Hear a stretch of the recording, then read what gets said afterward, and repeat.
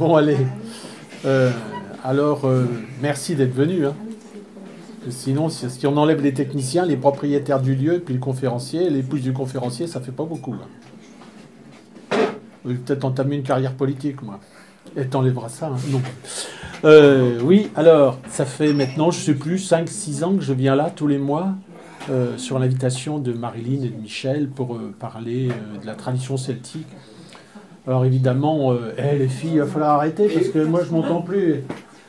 Bah écoute, on attend que tu commences. Mais ça y est. Ça y est, ça y est. Ça y est. Oyez, oyez. Et oui. Laissez-la parler. Bon, je dis les filles parce que l'une d'elles est mon épouse et l'autre est mon amie quand même. Enfin mon amie. Hein. Tout bien, tout honneur. Hein. Donc, je ne me serais pas permis. Grande. Voilà. Oui, qu'est-ce que je disais là? Oui, alors donc.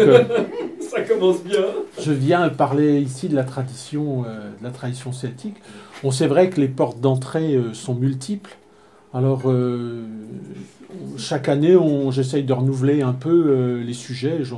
J'essaye de faire 1 ou 2 sujets nouveaux à chaque fois. Hein, c'est à peu près ça. Et donc là, je vais faire un sujet que je fais depuis le début.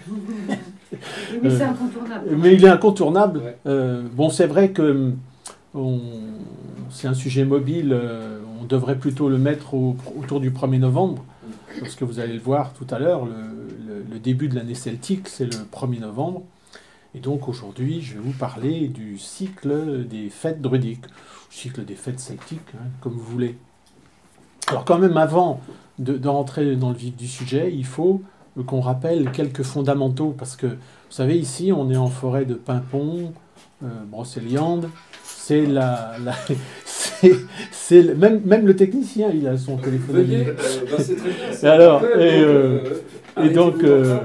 et donc, dans la forêt de Paimpont, Brocéliande, là, on est vraiment dans le territoire de la confusion et du grand mélange.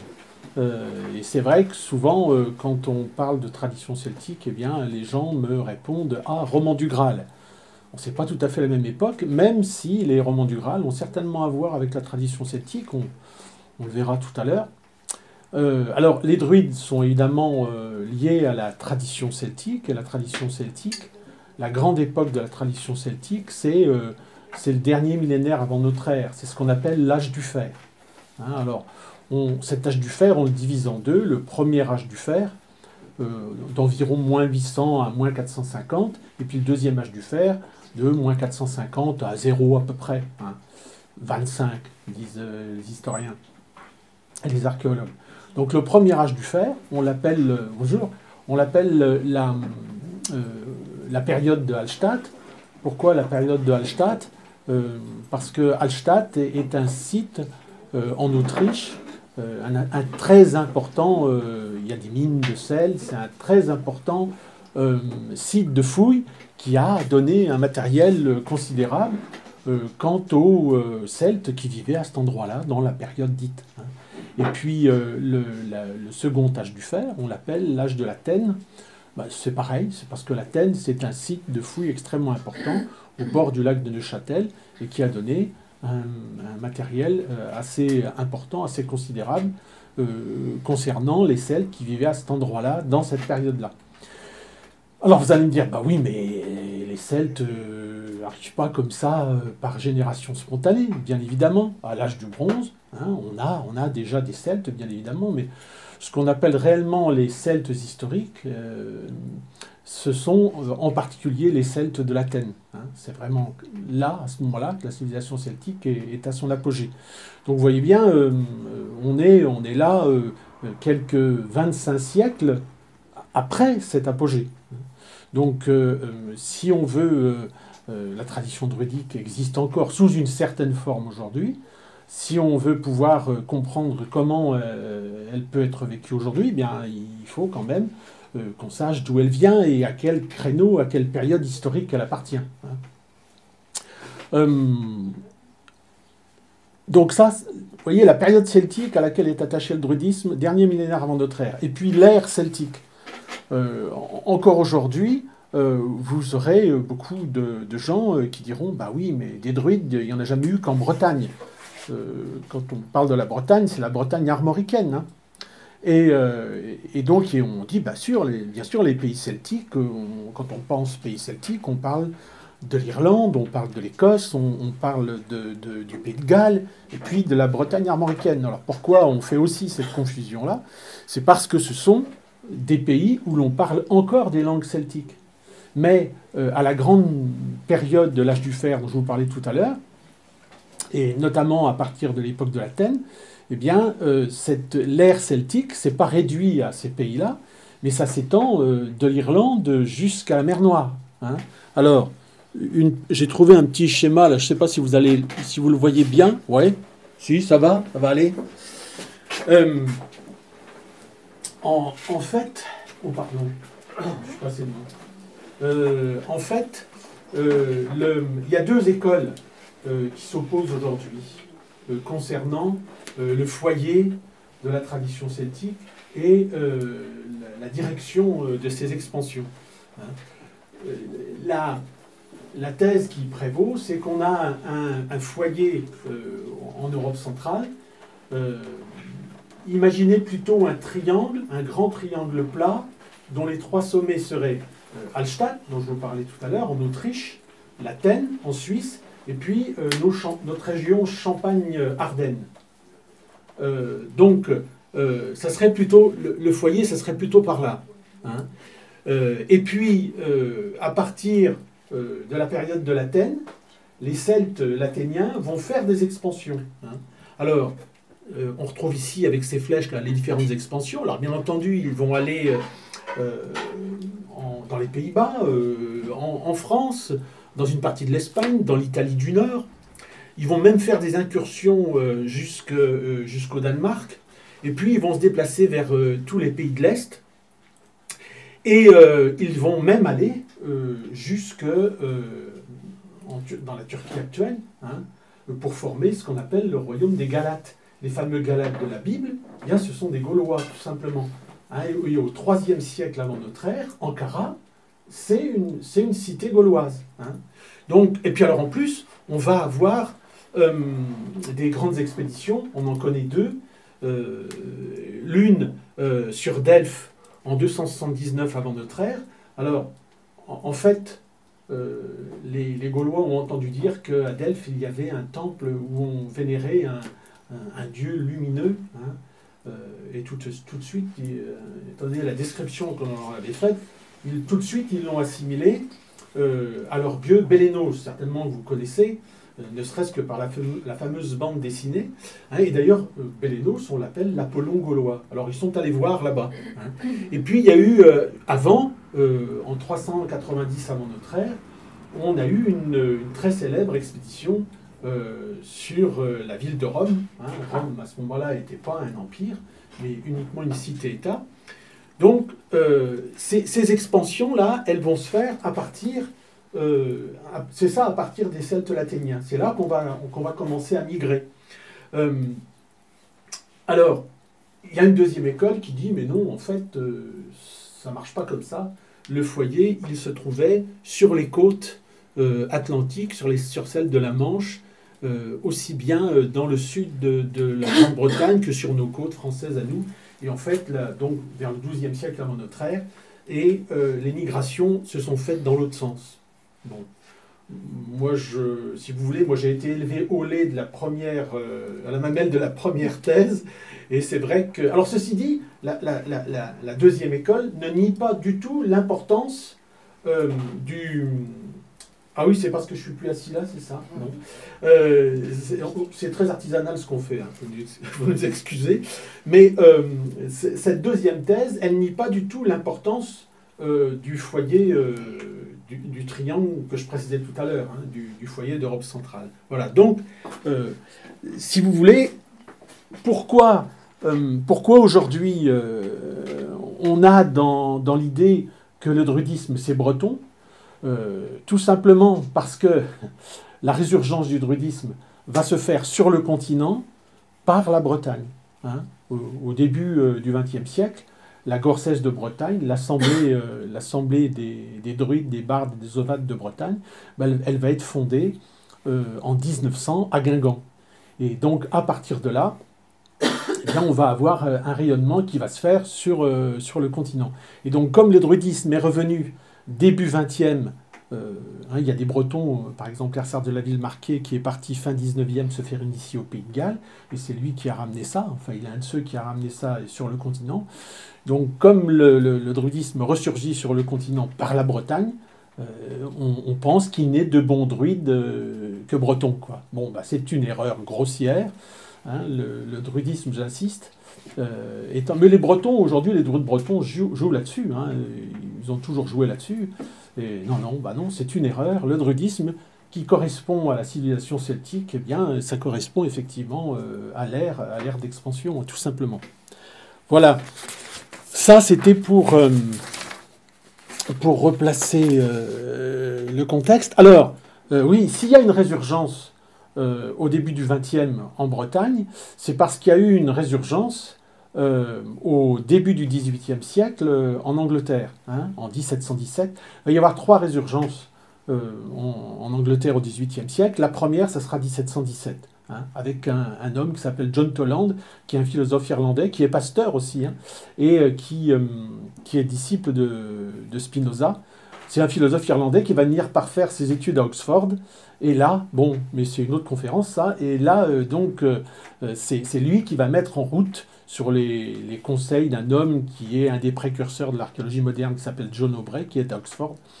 C'est là où on va vraiment avoir ce qu'on appelle la première lignée qui va permettre la résurgence du druidisme. Oui, mais je pense que vous savez peut-être que la tradition druidique antique était une tradition essentiellement orale, hein, et les druides n'ont rien écrit eux-mêmes, hein, César nous le dit. Les druides refusaient de confier leur enseignement à l'écriture. Alors, il ne faut pas du tout conclure hâtivement que les druides étaient des analphabètes ou des illettrés. Pas du tout. César nous dit que pour traiter des affaires profanes et privées, eh bien, les druides utilisent les caractères grecs tout simplement. Mais par contre, pour tout ce qui est de la transmission de leur doctrine, ils s'interdisent absolument l'écriture. Hein.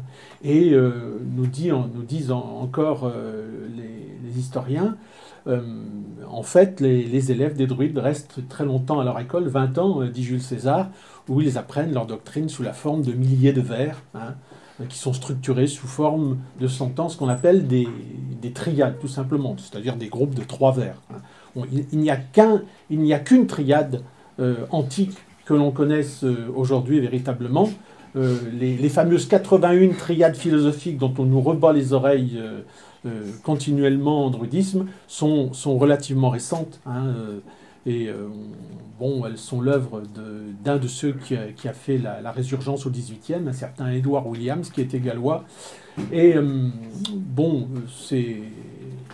elles sont sujettes à caution, ces triades. Hein, mais par contre, on en connaît une seule, hein, qui nous a été rapportée par un auteur ancien. Et donc on a là une tradition orale qui tout d'un coup va rencontrer quoi ? Un premier écueil, c'est celui de la conquête romaine. Bon, ensuite, les chrétiens, avec l'évangélisation, vont rajouter une couche là-dessus. Donc une tradition orale qui rencontre 2 écueils de cette taille-là ne peut pas prétendre être transmise intégralement jusqu'à nos jours. Ce qui fait qu'un druide qui vous raconte d'aujourd'hui, qui vous raconte qu'il a les rituels d'il y a 25 siècles, il vous ment, et s'il croit à ce qu'il raconte, il se ment à lui-même. Bon, après tout, ça peut remplir sa vie. Hein. Mais c'est pas possible, quoi. Alors, venons-en à ce qui nous occupe, le cycle des fêtes druidiques. Donc, le cycle des fêtes druidiques, il est lié au cycle des saisons. Et en réalité, l'année celtique, elle est divisée en 2 grandes périodes. Hein. Une période qu'on va dire sombre et une période qu'on va dire claire. Une période sombre qui va du 1er novembre jusqu'au 1er mai. Et puis une période claire qui va du 1er mai au 1er novembre suivant. Et donc ces deux grandes saisons, eh bien, elles sont marquées par une fête d'ouverture. Et donc la fête d'ouverture de la saison sombre, c'est ce qu'on appelle, alors ça c'est le nom irlandais qui est noté là, Samhain, Samhain, S-A-M-A-I-N, pour ceux qui n'ont pas des lunettes à rallonge. Donc c'est le 1er novembre, cette célébration-là, cette fête d'ouverture de saison, elle célèbre à la fois le nouvel an celte et à la fois le début de l'hiver celte. Hein, alors tout de suite, vous vous dites, tiens, c'est curieux, c'est pas comme aujourd'hui, c'est pas comme dans notre calendrier grégorien. Ça commence 40 à 50 jours avant nos dates officielles d'aujourd'hui. Et puis, au 1er mai, à Beltane, cette fête-là va marquer le début de l'été. Hein. Donc, grossièrement, si vous voulez, vous avez un hiver et un été, une saison sombre, une saison claire. Et alors, ces deux saisons, elles vont être elles-mêmes subdivisées en deux autres saisons. Donc, autour du 1er février, on va avoir la fête d'Imbolc, qui est la fête du printemps, évidemment. Et puis, autour du 1er août, on va avoir la fête de Lughnasadh, qui est le début de l'automne celte. Alors, tous ces noms-là, évidemment, sont des noms irlandais. Hein. Samhain, Samhain, Imbolc, Beltane, Lughnasadh, on verra en détail ce que ça veut dire tout à l'heure. Ce sont des noms irlandais. Alors, je ne sais pas, il y a peut-être des Irlandais parmi vous. Ça m'est arrivé une fois, dans une conférence, dans le Berry. Parce qu'évidemment, je parle très mal l'irlandais moyen, quoi. Et déjà, ma propre langue maternelle, je la parle un peu comme un bûcheron. Donc, encore, si c'est un bûcheron, ça va. Certains disent comme un camionneur, mais... c'est bon, donc si vous voulez, j'ai déjà beaucoup de mal à maîtriser ma langue maternelle. J'aurais beaucoup de mal à maîtriser lire le bas irlandais ou l'irlandais moyen. Et alors, bon, alors c'est une catastrophe hein, quand je prononce les noms de la mythologie irlandaise. Et un jour comme ça, donc dans le Berry, dans une conférence, là, il y a une dame au fond qui dit « Ça n'est pas comme ça que ça se prononce !» Ah bon, oui. Elle était irlandaise. Alors, je l'ai fait venir à côté de moi et comme ça, elle a repris. Je lui ai demandé de reprendre, mais c'était intéressant quand même. Alors donc, s'il y a une Irlandaise ou un Irlandais ici, vous me le dites tout de suite. Bon, aujourd'hui, c'est pas trop grave. Alors, oui, on a... D'où nous viennent ces noms? Ben, ces noms-là, je vous parlais tout à l'heure de l'impossibilité de la transmission ininterrompue de la tradition des druides, puisque c'est une tradition orale, mais on a beaucoup écrit sur la tradition celto-druidique. Et notamment les auteurs grecs et latins qui étaient contemporains, plus ou moins contemporains de ces druides antiques. Mais on a aussi à notre disposition la mythologie irlandaise et la mythologie galloise. Alors ce qu'il y a, c'est qu'il faut se méfier, parce que autant il faut se méfier sur les textes des auteurs grecs et latins, qui ne parlent pas souvent en faisant l'apologie des Celtes, qu'ils considèrent comme des barbares. Autant dans les textes de la mythologie irlandaise et de la mythologie galloise, il faut être prudent aussi, parce qu'en fait, ce sont des textes qui ont été rédigés dans la période médiévale, à peu près dans la même période, si vous voulez, que le roman du Graal, et ces textes-là ont été rédigés par des moines. Hein. Donc, certes, des moines celtes, mais chrétiens. Hein. Donc, il faut faire attention quand on lit ces textes-là. Là, le 17 mars, la Saint-Patrick. Fêtez la Saint-Patrick si vous voulez, moi je m'en moque, mais il y a des druides d'aujourd'hui qui fêtent la Saint-Patrick. C'est quand même curieux. C'est quand même curieux, parce que Saint-Patrick, c'est quand même le fossoyeur de la tradition druidique irlandaise, quoi. Donc moi, je veux bien boire à la santé de qui on veut, mais il ne faudrait quand même pas m'en demander trop, quoi. Donc, mais si vous voulez, aujourd'hui, c'est ce que je dis, on est dans une grande confusion, c'est-à-dire qu'on fait... Vous voyez, les romans du Graal sont des romans de tradition celtique, Merlin est un druide, machin, etc. Non. Si on veut essayer de comprendre ce que tout cela signifie, il faut vraiment essayer d'évacuer la confusion qui règne. Hein. Donc, soyons méfiants quand on lit les textes de la mythologie irlandaise et de la mythologie galloise, mais quand même, c'est une richesse, un fond dont on ne peut pas faire l'économie. Hein. Alors, on va trouver tous ces noms-là, on va les retrouver dans les textes de la mythologie irlandaise. Alors malheureusement, j'en sais rien, mais on n'a pas, comme il y a des textes de la mythologie galloise, comme il y a des textes de la mythologie irlandaise, nous on n'a pas de texte de mythologie gauloise. On n'en a pas. Hein. Donc, alors, justement, vous seriez en droit de me dire, écoutez, on n'est ni gallois, qu'on se méfie parce qu'on en a un pas loin. Si vous le voyez, c'est un gars qui a des cheveux avec une barbe comme ça, là. Dites-lui bonjour l'Écosse. Vous allez voir, il va être ravi. Hein. Donc, non, il n'est pas là, parce que si j'avais... Déjà, il aurait hurlé. Si, à chaque fois que je le vois, je lui dis « Alors, comment vont les Écossais ?» Il n'aime pas ça, hein. C'est un Gallois. Alors, bon... et d'ailleurs, c'est intéressant, parce qu'il me reprend lui aussi sur... hein, on dit pas Mabinogion. Mabinogion, ce sont les textes gallois. On dit Mabigonion. J'en peux même pas correctement d'ailleurs. Bon, hein. Mais alors oui, vous auriez le droit de me dire, mais on n'est ni gallois ni irlandais, qu'est-ce que vous nous racontez? Ah oui, mais sauf que, par exemple, la fête de la Lugnasad, là, on verra ce que ça veut dire tout à l'heure, mais vous voyez, il y a le radical, c'est Lug. En fait, Lugnasad est composé de deux mots, Lug et Nasad. Eh bien, Lug, c'est un dieu irlandais. Ben, dans son nom, on comprend tout de suite qu'il y a le radical de la lumière. Hein. C'est un dieu lumineux, c'est un dieu irlandais. Mais il y a peut-être des Lyonnais parmi vous, il y a peut-être des gens qui ont vécu à Lyon parmi vous. Le nom gaulois de la ville de Lyon, alors peut-être le nom romain de la ville de Lyon, si vous voulez, Lugdunum. Le nom gaulois, c'est Lugdunon. C'est pas grand-chose la différence. Je préfère Lugdunon quand même. Hein. Bon. Dunon, ça veut dire quoi? Ça veut dire la forteresse, la citadelle, la colline. Et Lug, ben, c'est le même dieu qu'on a en Irlande, mais on l'appelle simplement, nous, Lugos. Si vous allez dans le bassin d'Arcachon, là au sud de Bordeaux, vous allez trouver des localités qui s'appellent Lugos, vieux Lugos. Ben, donc ce sont certainement d'anciens sites de culte au dieu Lug, hein, tout simplement. Donc nous, on ne l'appelle pas Lug, mais on l'appelle Lugos ou Lugus. Hein.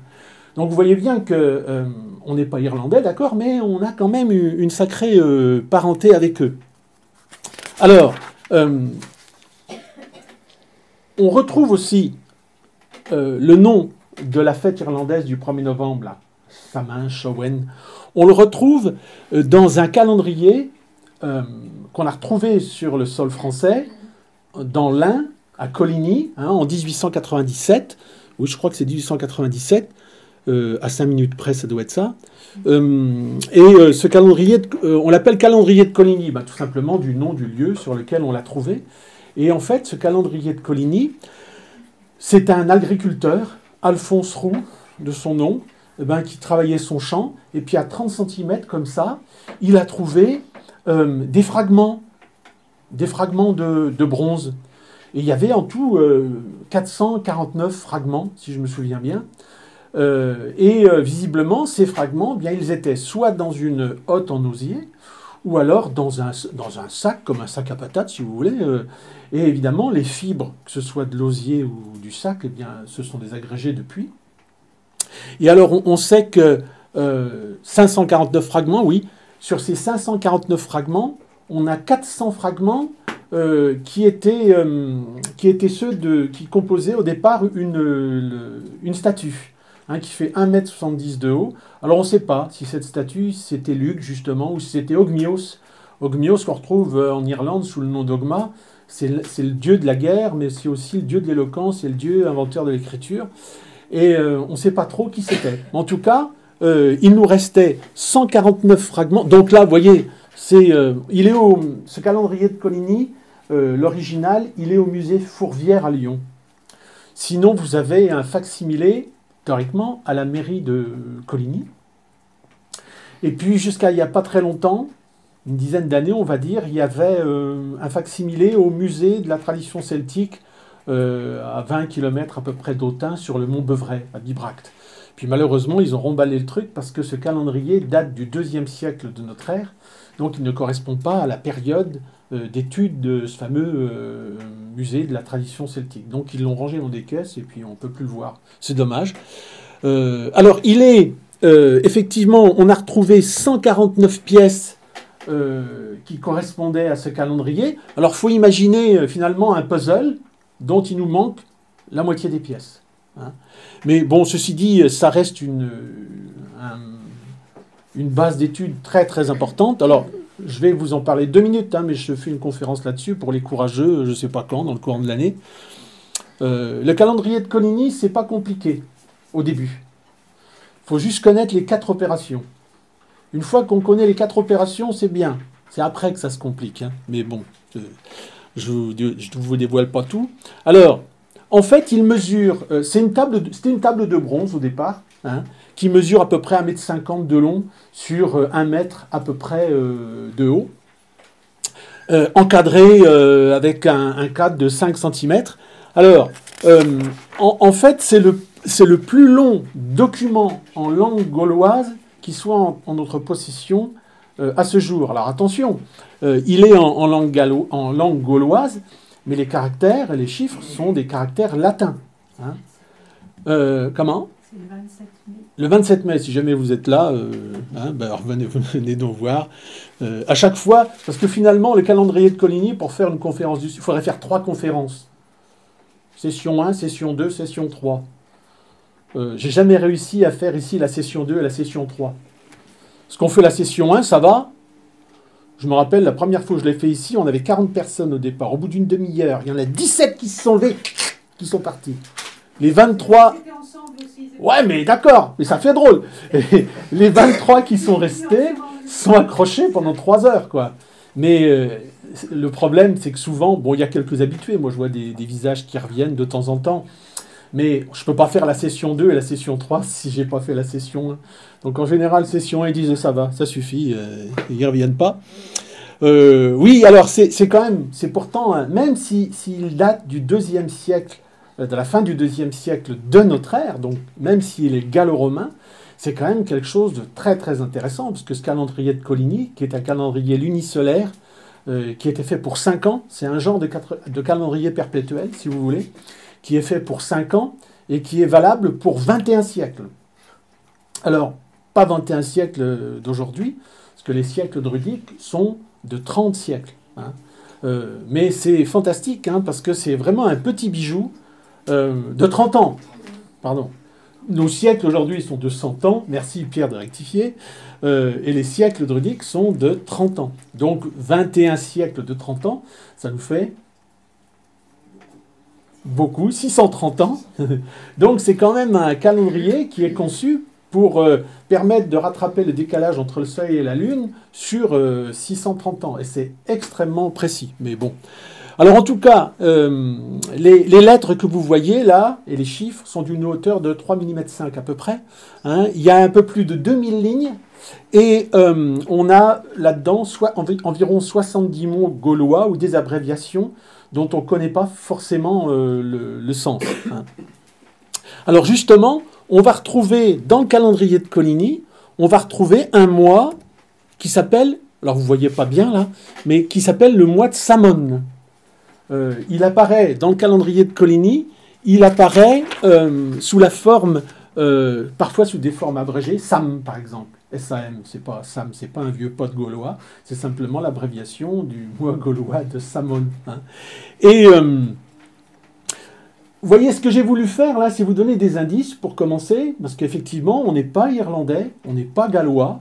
Oui, mais tiens, on retrouve des dieux, Lugh, Ogma, donc Lugh en Irlande, Ogmios chez nous, Ogma en Irlande, Ogmios ici. On retrouve une fête celtique, la première, la plus importante, hein, c'est la plus importante, la fête du début de l'année, qui est Samhain, S-A-M-A-I-N en Irlande, Samhain en Gaule. Donc on peut penser que le cycle des fêtes druidiques sur le continent était identique au cycle des fêtes druidiques insulaires. Hein. Voilà.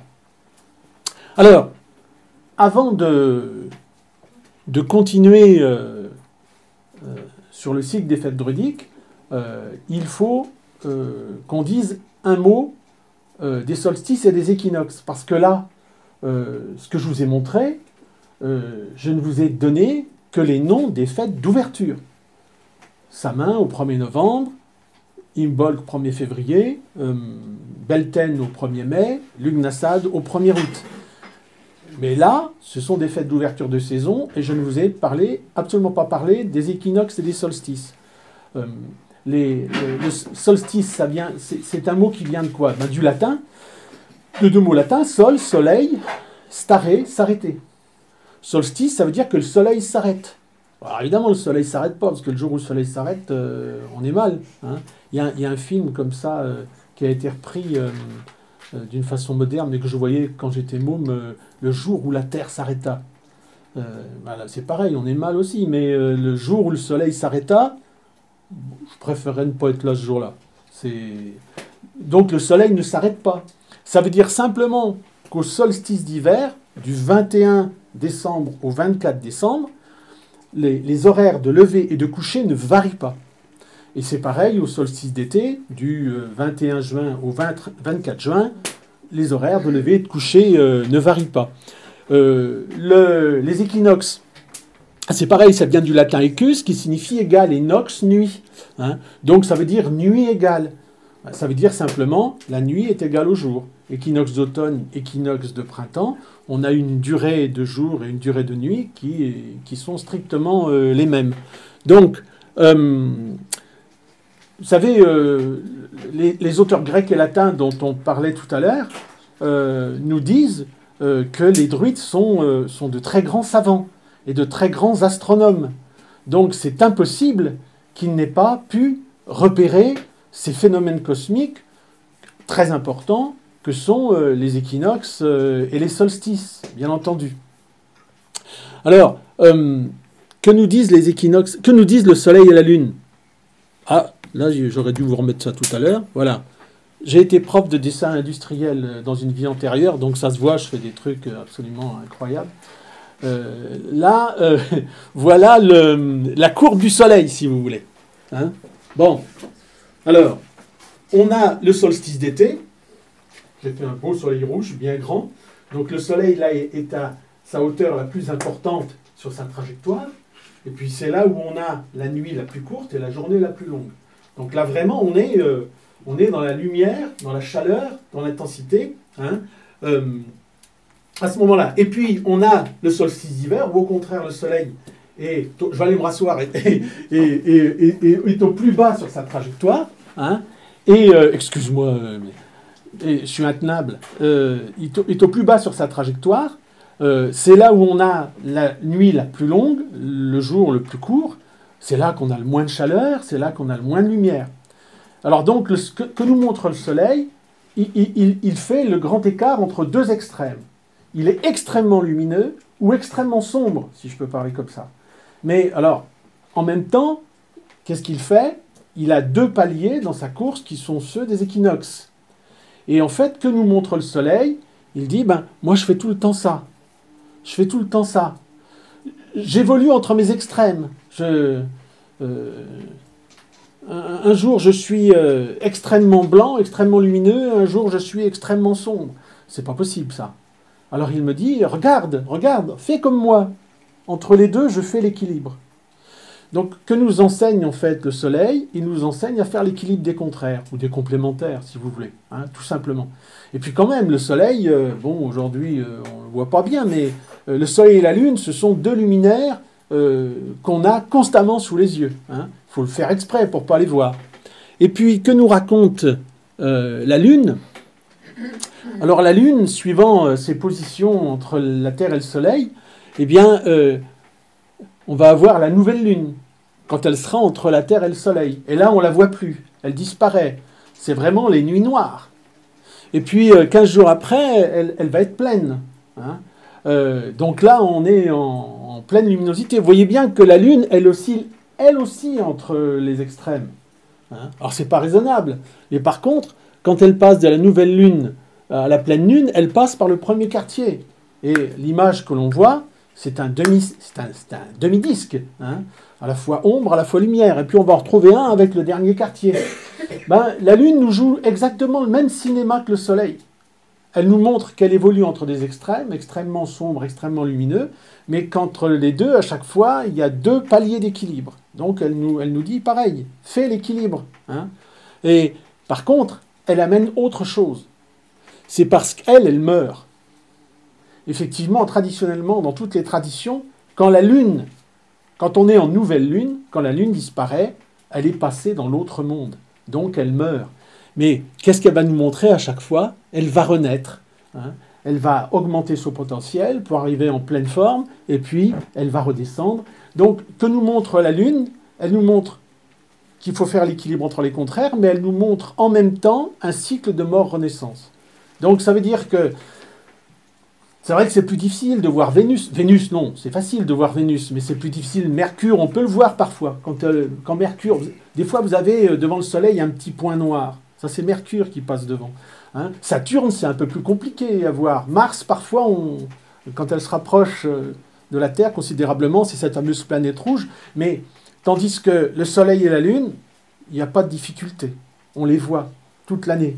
Et donc, elles sont véhicules modèles d'enseignement, si vous voulez. Donc,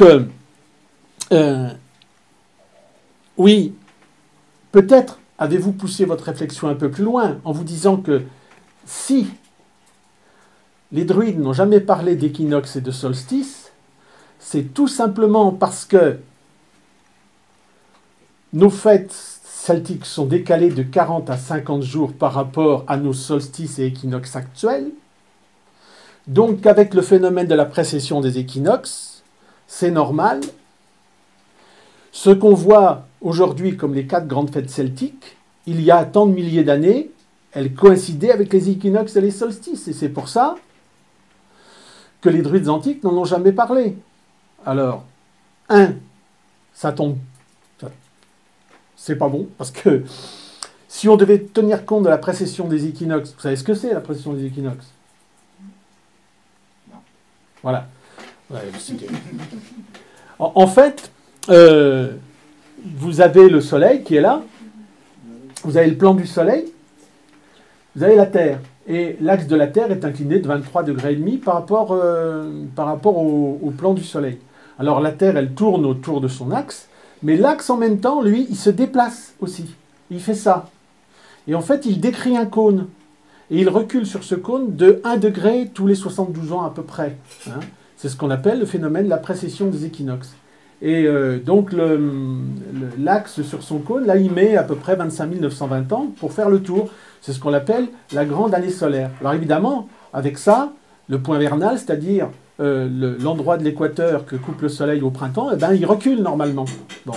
Donc, souvent, effectivement, le soleil qu'on observe, le ciel qu'on observe aujourd'hui, eh ben, et à telle date, il y a tant de milliers d'années, c'était pas tout à fait la même configuration.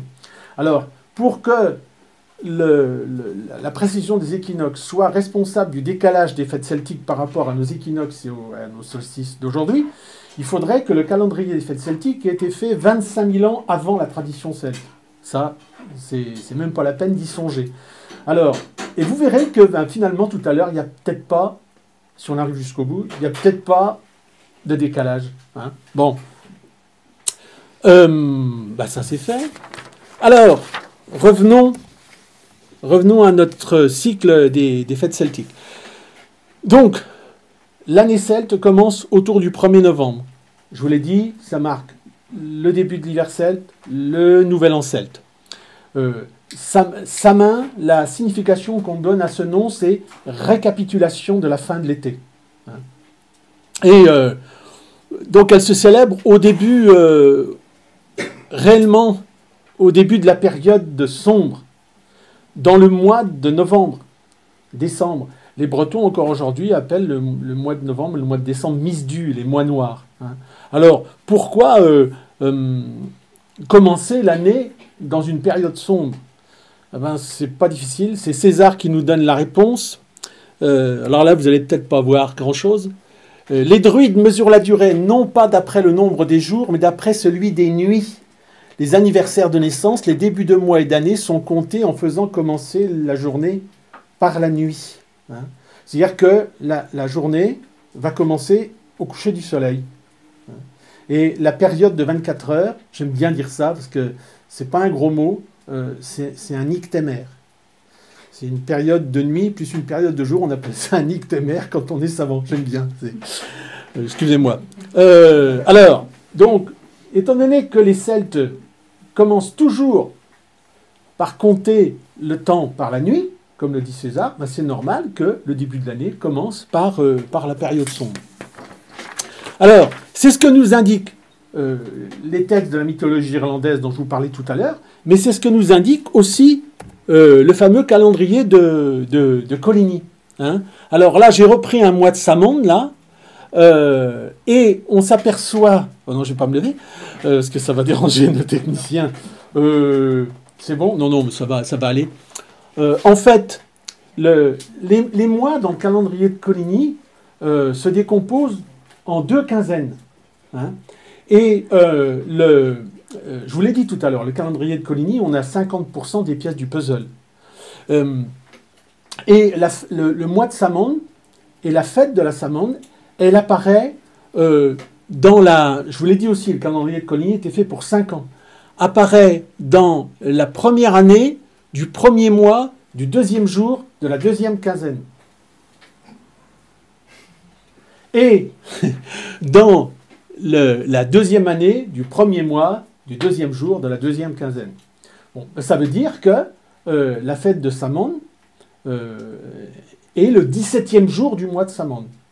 Hein? Alors, le nombre 17, c'est un nombre très très important qu'on va retrouver dans toutes les traditions, la tradition égyptienne, la tradition chrétienne et la tradition celtique. Tout simplement, je vous le dis en vitesse, ce nombre 17 signale le passage, je ne vous en dirai pas plus parce que je vais faire quelque chose là-dessus dans peu de temps, ici.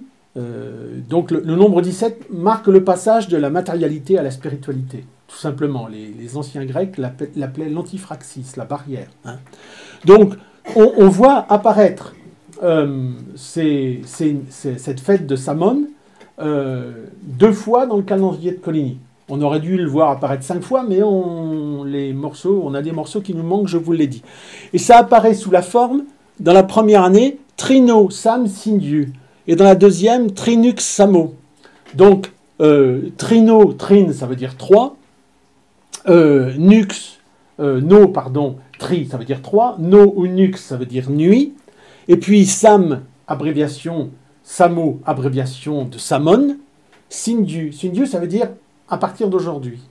Donc là, on nous indique à chaque fois, au 17e jour, que les festivités de la Samhain, qui vont durer 3 jours, commencent là. Hein.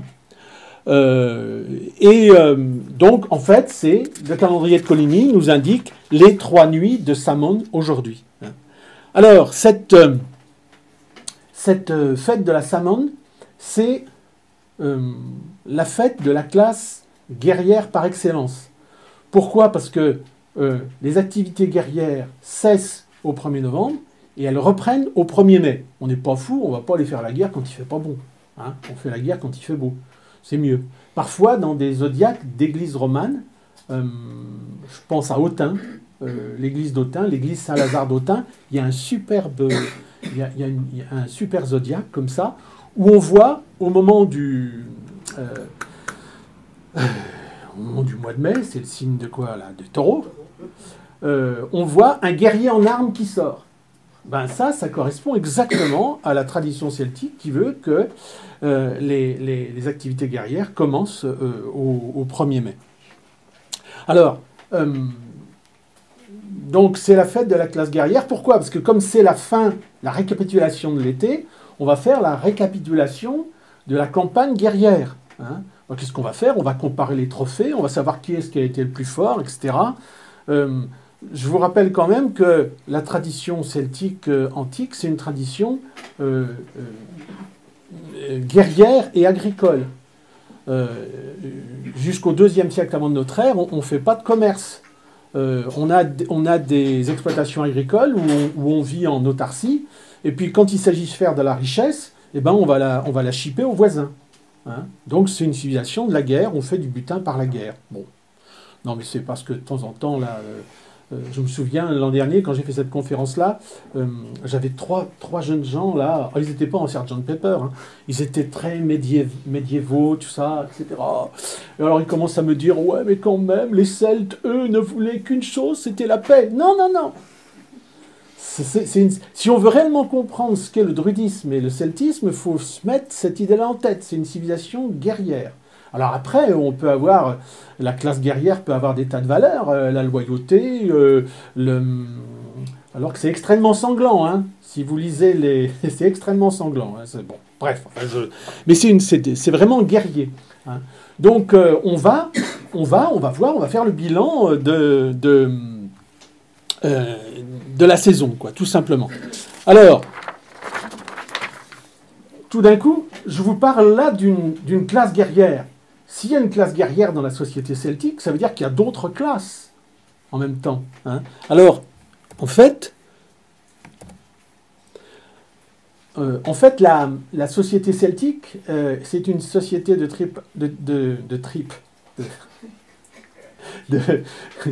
type indo-européen. Donc, elle possède 3 classes. Hein. Alors, il va y avoir effectivement, je vous en ai parlé déjà, une classe guerrière. Hein, c'est ce qu'on appelle la classe de deuxième fonction. Ben, effectivement, c'est la classe des guerriers. On appelle ça la branche rouge dans la tradition irlandaise. Et c'est de là que va être issu le roi. Hein, le roi est toujours un guerrier. Et effectivement, il y a une vertu qui est associée à cette classe-là, c'est la force. Parce que si on n'est pas guerrier quand on est un gringalet comme moi, et peureux comme moi. Non, c'est pas possible. Hein, c'est la force. Et puis il y a une première classe, la classe de première fonction, qui est la classe sacerdotale. Ça va être la classe des prêtres, la classe des druides. Et évidemment, vous avez certainement aussi entendu dire qu'on pouvait comparer les druides à des philosophes. Donc ce sont des gens qui pensent le monde, qui réfléchissent le monde. Ce ne sont pas des vieillards séniles qui préparent des potions magiques pour des guerriers braillards et débiles, hein, même si on est dans une civilisation guerrière. Non, non, on va le voir tout à l'heure, ce sont des personnages très très importants. Et donc la vertu qu'on pourrait associer à la classe sacerdotale, ce serait la sagesse. Hein. Et puis on a une troisième classe, la classe de troisième fonction, qui est la classe artisanale et productrice. Et donc, c'est vrai que... vous savez, les Gaulois qui habitaient dans des huttes en bois, c'est pas vrai ça. Hein. C'est une autre conférence ça.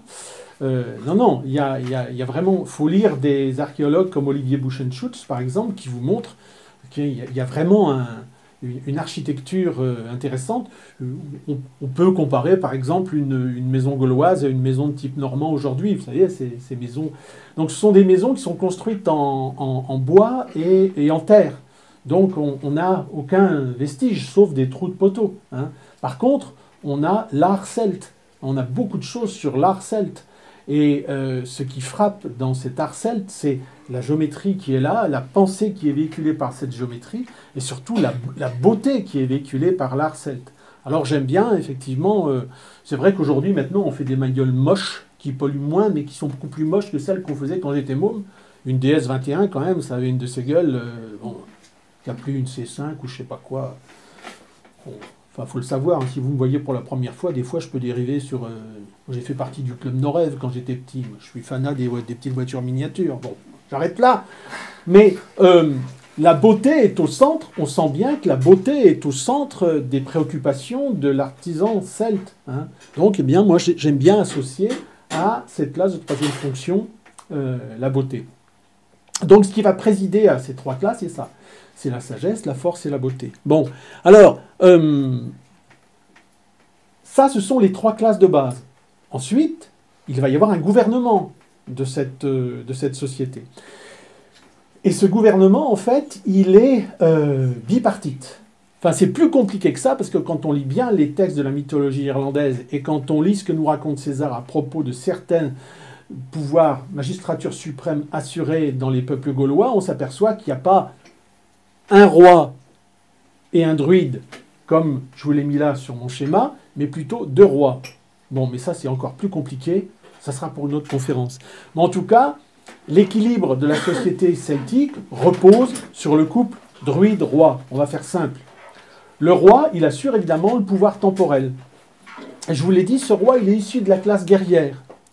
Et le symbole de la classe guerrière, qui va être étendu ensuite au pouvoir royal, c'est l'ours. Parce qu'il y a 25 siècles, le roi des animaux dans nos forêts, il n'y a pas beaucoup de lions, quoi. Ils ne sont pas bien acclimatés à la période de la Tène. Et nous, le grand prédateur qu'on a dans nos forêts, alors vous pourriez penser l'animal majestueux de nos forêts, c'est le cerf, bien sûr. Mais, et puis le cerf, quand il est attaqué, il sait se défendre. Hein. Mais réellement, le grand prédateur, ça va être l'ours. Et donc le représentant du pouvoir temporel, ça va être l'ours.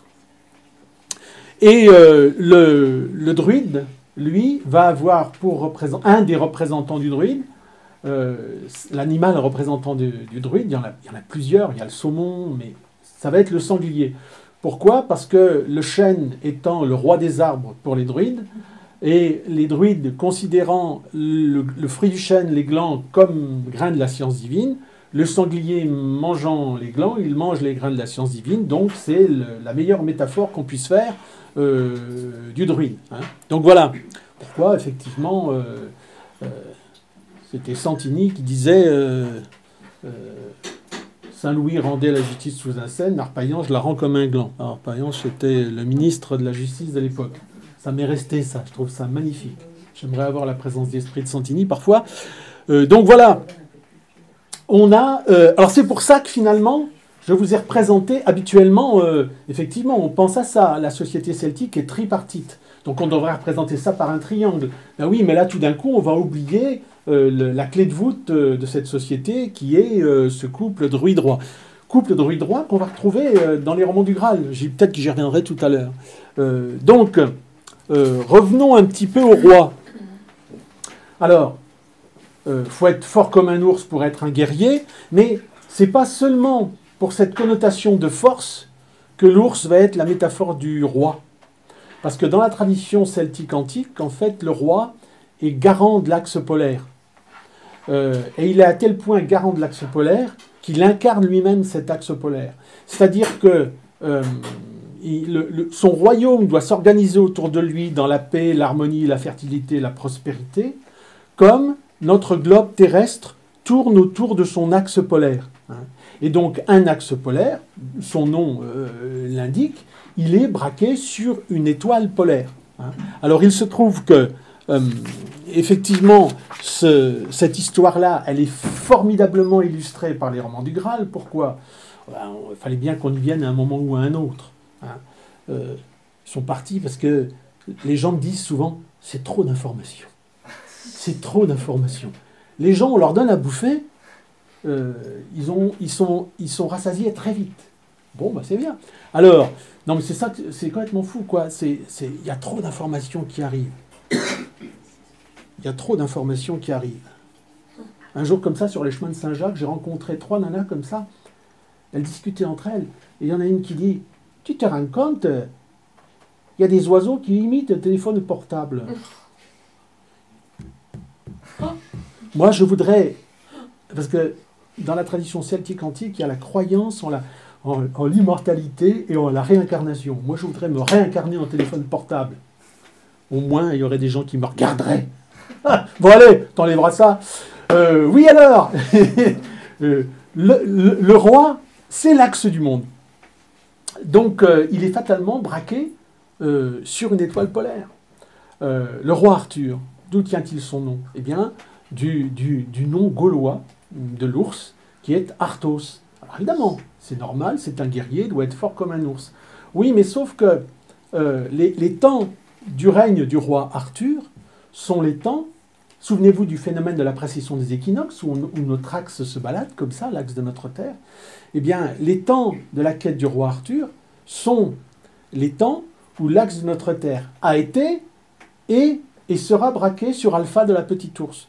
Et comment s'appelait le roi Uther? Comment s'appelait le père du roi Arthur? Il s'appelait Uther Pendragon. Uther Pendragon, lui aussi était roi. Donc il était forcément lui aussi axe. Et donc Uther Pendragon, tête de dragon, ça veut dire que les temps de règne du roi Uther Pendragon représentent les temps où l'axe de notre Terre était braqué sur Alpha de la tête du dragon, tout simplement. Et alors pourquoi tout ça? Bien tout simplement parce que le roi, dans la tradition celtique, est l'époux de la grande déesse. Et en fait, le roi est un canal, c'est normal, il est l'axe polaire. Il est un canal à travers lequel les énergies, si vous voulez, les bienfaits de la grande déesse vont passer pour se répartir sur le royaume, tout simplement. Et effectivement, il va y avoir une reine qui sera l'emblème terrestre de cette grande déesse. Et en fait, d'une façon allégorique, effectivement, qu'est-ce qui permet au royaume du roi de pouvoir bénéficier des bienfaits de la grande déesse? C'est effectivement cette circulation à travers le roi. Mais on connaît ça. Parce que ce qu'il faut bien se dire, c'est que en fait, dans le monde celtique, tout est personnification de phénomènes naturels. En 1958, il y a un astrophysicien américain, James Alfred Van Allen, qui a mis en évidence l'existence autour de la Terre de ceintures de radiation. Et ces ceintures de radiation, depuis, s'appellent ceintures de Van Allen. Et en fait, à quoi servent ces ceintures-là? Simplement à guider les énergies qui nous viennent du Soleil et à les faire passer par les pôles pour se répartir sur la Terre. Hein. Donc, tout simplement, ce que nous raconte la tradition celtique, à mon avis, c'est exactement ça. Hein. Et l'histoire du roi, qui est l'axe qui permet au bienfait de la grande déesse de se répartir sur notre terre, ça raconte exactement ça. Alors vous allez me dire, ah oui, mais alors les druides antiques connaissaient cette histoire des ceintures de radiation, etc. J'en sais rien. J'en sais rien. Je trouve qu'il y a là un faisceau de présomption qui est curieux, quoi. Bon. Alors voilà, je ferme la parenthèse sur les romans du Graal, mais c'est pour vous faire voir tout simplement que j'ai commencé à vous parler de la période il y a 25 siècles, et que 12 siècles après la fin de la période de l'Athènes, eh bien, on va avoir la rédaction des romans du Graal, et qui nous raconte des choses qui viennent de beaucoup plus loin. En fait, il faut se dire que la tradition des romans du Graal n'est que la christianisation de mythes et d'archétypes celtiques, et quand on commence à voir ça comme ça va beaucoup mieux. Bon, alors, donc l'équilibre de la société celtique est régi par le couple druide-roi. Oui, mais attention, j'insiste, le roi possède le pouvoir temporel, le druide le pouvoir spirituel. Et le pouvoir du roi est assujetti au pouvoir du druide. Il y a un texte de la mythologie irlandaise qui nous dit, qui s'appelle, dont le titre est la Razia des vaches de Coulet, qui nous dit, c'était un interdit du roi que de parler avant ses druides. Et puis on a un rhéteur grec du 1er siècle de notre ère qui nous dit, qui s'appelle Dion Chrysostome, et qui nous dit, les Celtes ont des druides, et sans eux, il n'est permis au roi ni d'agir, ni de décider. Donc en fait, le druide, il incarne le plus haut niveau, le plus haut niveau d'un pouvoir. Hein. Donc on est bien loin, tout d'un coup, du vieillard sénile qui prépare des potions magiques pour des guerriers, braillards et débiles. Donc, en fait, le roi, sous le contrôle du druide, incarne l'axe qui va pouvoir relier le monde des dieux au monde des hommes, tout simplement. Et donc, on va s'apercevoir que le cycle des fêtes druidiques, qui commence par la fête guerrière par excellence, au 1er novembre, eh bien, va justement permettre de relier ce monde des hommes au monde des dieux. Et tout rituel, normalement... Alors, mettez ce que vous voulez...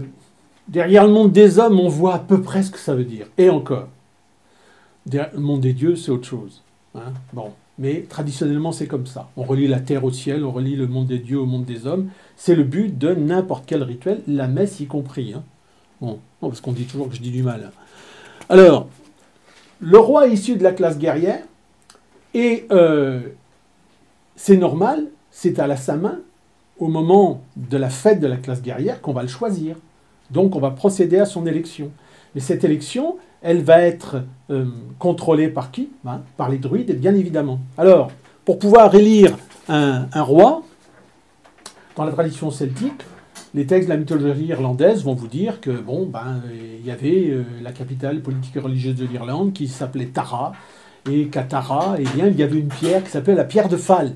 Et cette pierre de Fal, celui qui se présentait devant elle, s'il était capable d'exercer les fonctions royales, la pierre, elle se mettait à crier. Oh! Moi, je ne sais pas le cri de la pierre, j'en sais rien. Je ne sais pas. Ça fait 30 ans que je m'exerce. Vous voyez ce que ça donne. Hein, mais ça veut dire quoi, ça? Crier, ça veut dire faire émettre un bruit.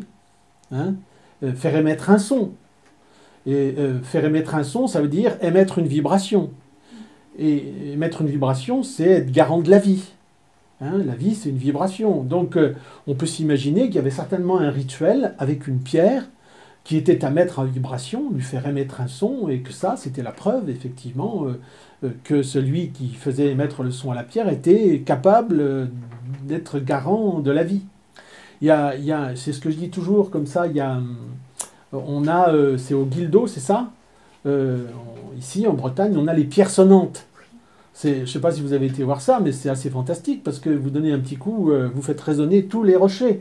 Imaginons, il y avait peut-être un rite de ce type-là. Hein. Bon, alors, il y a peut-être un truc. Vous savez, quand on voit, si vous allez en forêt du Helgoat avec la pierre tremblante, là. On y est allé, ça marche pas. C'est depuis ce temps-là qu'elle a roulé en bas. C'est ça. Comment Mais- ça marche? Bah oui, justement, mais moi, ce qui est formidable, c'est que j'ai vu des gens, des gros costauds, en train d'essayer de faire bouger cette pierre, et ils n'y arrivaient pas. Bon, moi, je suis pas costaud, donc je suis pas concerné, mais moi, j'ai vu des petits gosses de 8-10 ans qui arrivaient, puis hop, qui la faisaient bouger. Donc, il y a un... Oui, bah oui, Pierre, mais là, ça rend humble, hein. Mais là, pour le coup, on a souvent ça, la pierre qui vire, la pierre qui tremble. Bon, alors c'est lié au phénomène mégalithique, d'accord.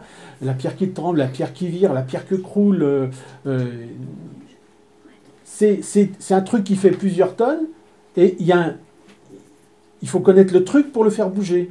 Alors on peut imaginer qu'il y ait eu un rituel comme ça d'initiation royale où il fallait pouvoir avoir la main pour faire résonner une pierre. Hein. Bon alors, vous allez me dire, mais cette pierre de Fall, on ne voit pas ce que c'est. Ben, sauf que en Écosse, on a la pierre de Scone.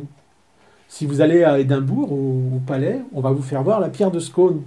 Et il y a Fabien Régnier qui a fait un bouquin sur la pierre de légitimité, je ne me rappelle plus bien le titre, où il explique qu'en fait, cette fameuse pierre de Scone, bon, pourquoi elle s'appelle pierre de Scone? Tout simplement, pour lui, les Irlandais auraient donné leur pierre de Fall aux Écossais, hein, quand ils étaient en voie de christianisation, et donc les Écossais auraient pris cette pierre et l'auraient mis en un endroit qui s'appelait Scone. Et en fait, vous la connaissez, cette pierre-là, parce que en 1296, vous avez un roi d'Angleterre, Édouard Ier, qui l'a prise aux Écossais. Il l'a emmenée en Angleterre. Et en 1308, cette pierre-là, elle a été enchâssée dans le trône de Westminster Abbey. Je l'ai bien dit, non? Westminster Abbey. Vous avez vu ça. Et ce qui fait que tous les rois et toutes les reines d'Angleterre ont été couronnés sur cette pierre jusqu'à Élisabeth II en juin 53. Mais il se trouve que 7 siècles après son rapt, donc en 1996, le gouvernement de John Major va rendre la pierre aux Écossais. Et cette pierre, elle va revenir le 3 novembre 1996 dans une liasse. Ils ont peut-être donné des liasses aussi, peut-être pour récupérer leurs pierres, j'en sais rien. Dans une liasse incroyable à Édimbourg. Et un an après, oui, il y a eu une fête incroyable. Et ça a été rapporté uniquement par Le Monde et une petite revue, enfin une revue qui s'appelle La Tribune Celtique. Et donc, le 11 septembre 1997, donc pratiquement un an après, eh bien, c'est là qu'il va y avoir le référendum sur l'Écosse, où les Écossais ont voté à 74,5%. Bon, après, là, on en reparle. Hein. Mais disons que là, François, il est embêté, parce que, on ne sait jamais, j'ai plus que 2 mois à tirer, et si tout d'un coup les Bretons me demandent la même chose... Alors, justement, le 11 septembre 1997, c'était le 700e anniversaire de la bataille de Stirling. Vous savez tous ce que c'est. Bataille de Stirling. L'indépendance de l'Écosse. Allons-y un peu plus loin. Bah, c'est quand Édouard Ier envahit toutes les guerres du film Braveheart un petit peu. C'est le moment où Comment vous dites? Braveheart? Ouais, je le dis très mal. Voilà, je suis content, merci. Merci.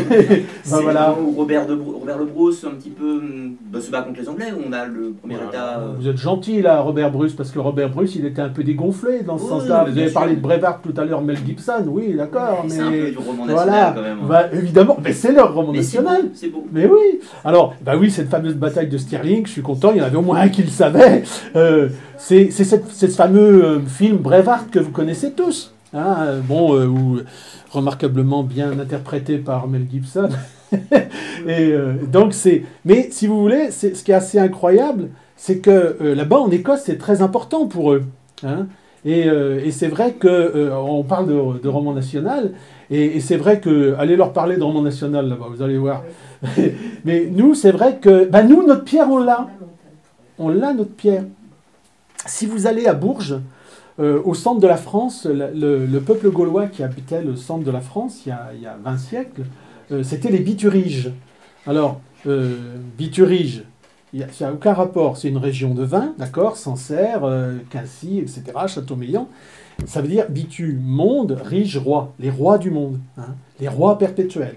Et donc, un auteur ancien, Tite-Live, nous dit que quand les Celtes qui gouvernent qui possèdent le tiers de la Gaule veulent un roi, c'est là qu'ils vont chercher, chez les Bituris, chez les rois du monde. Bien aujourd'hui, si vous allez à Bourges, sur la place Gordenne, vous allez voir une pierre qu'on appelle généralement pierre de Calvin. Mais en fait, pourquoi? Parce que Calvin, quand il est venu à Bourges, aurait fait son discours perché sur cette pierre-là. Ben oui, mais sauf qu'avant, cette pierre-là s'appelait la pierre de la crie. Donc ça nous rappelle effectivement le cri qui est poussé par la pierre de légitimité royale. Donc chez nous, en France, eh ben, on a le droit aussi à notre roman national, et on a effectivement cette pierre de la crie. Hein. Donc vous voyez encore une fois, d'accord, on a plein de renseignements qui concernent la mythologie galloise, irlandaise, mais si on cherche bien, on a chez nous ici des témoignages qui montrent qu'on vivait exactement les mêmes choses sur le continent. Bon, je suis content, pour une fois, il y en avait un qui savait où je voulais en revenir, merci. On se connaît déjà, ouais. Ah oui, mais c'est ça, alors, oui, mais évidemment, parce qu'il y a Pierre qui met plein de bêtises sur YouTube.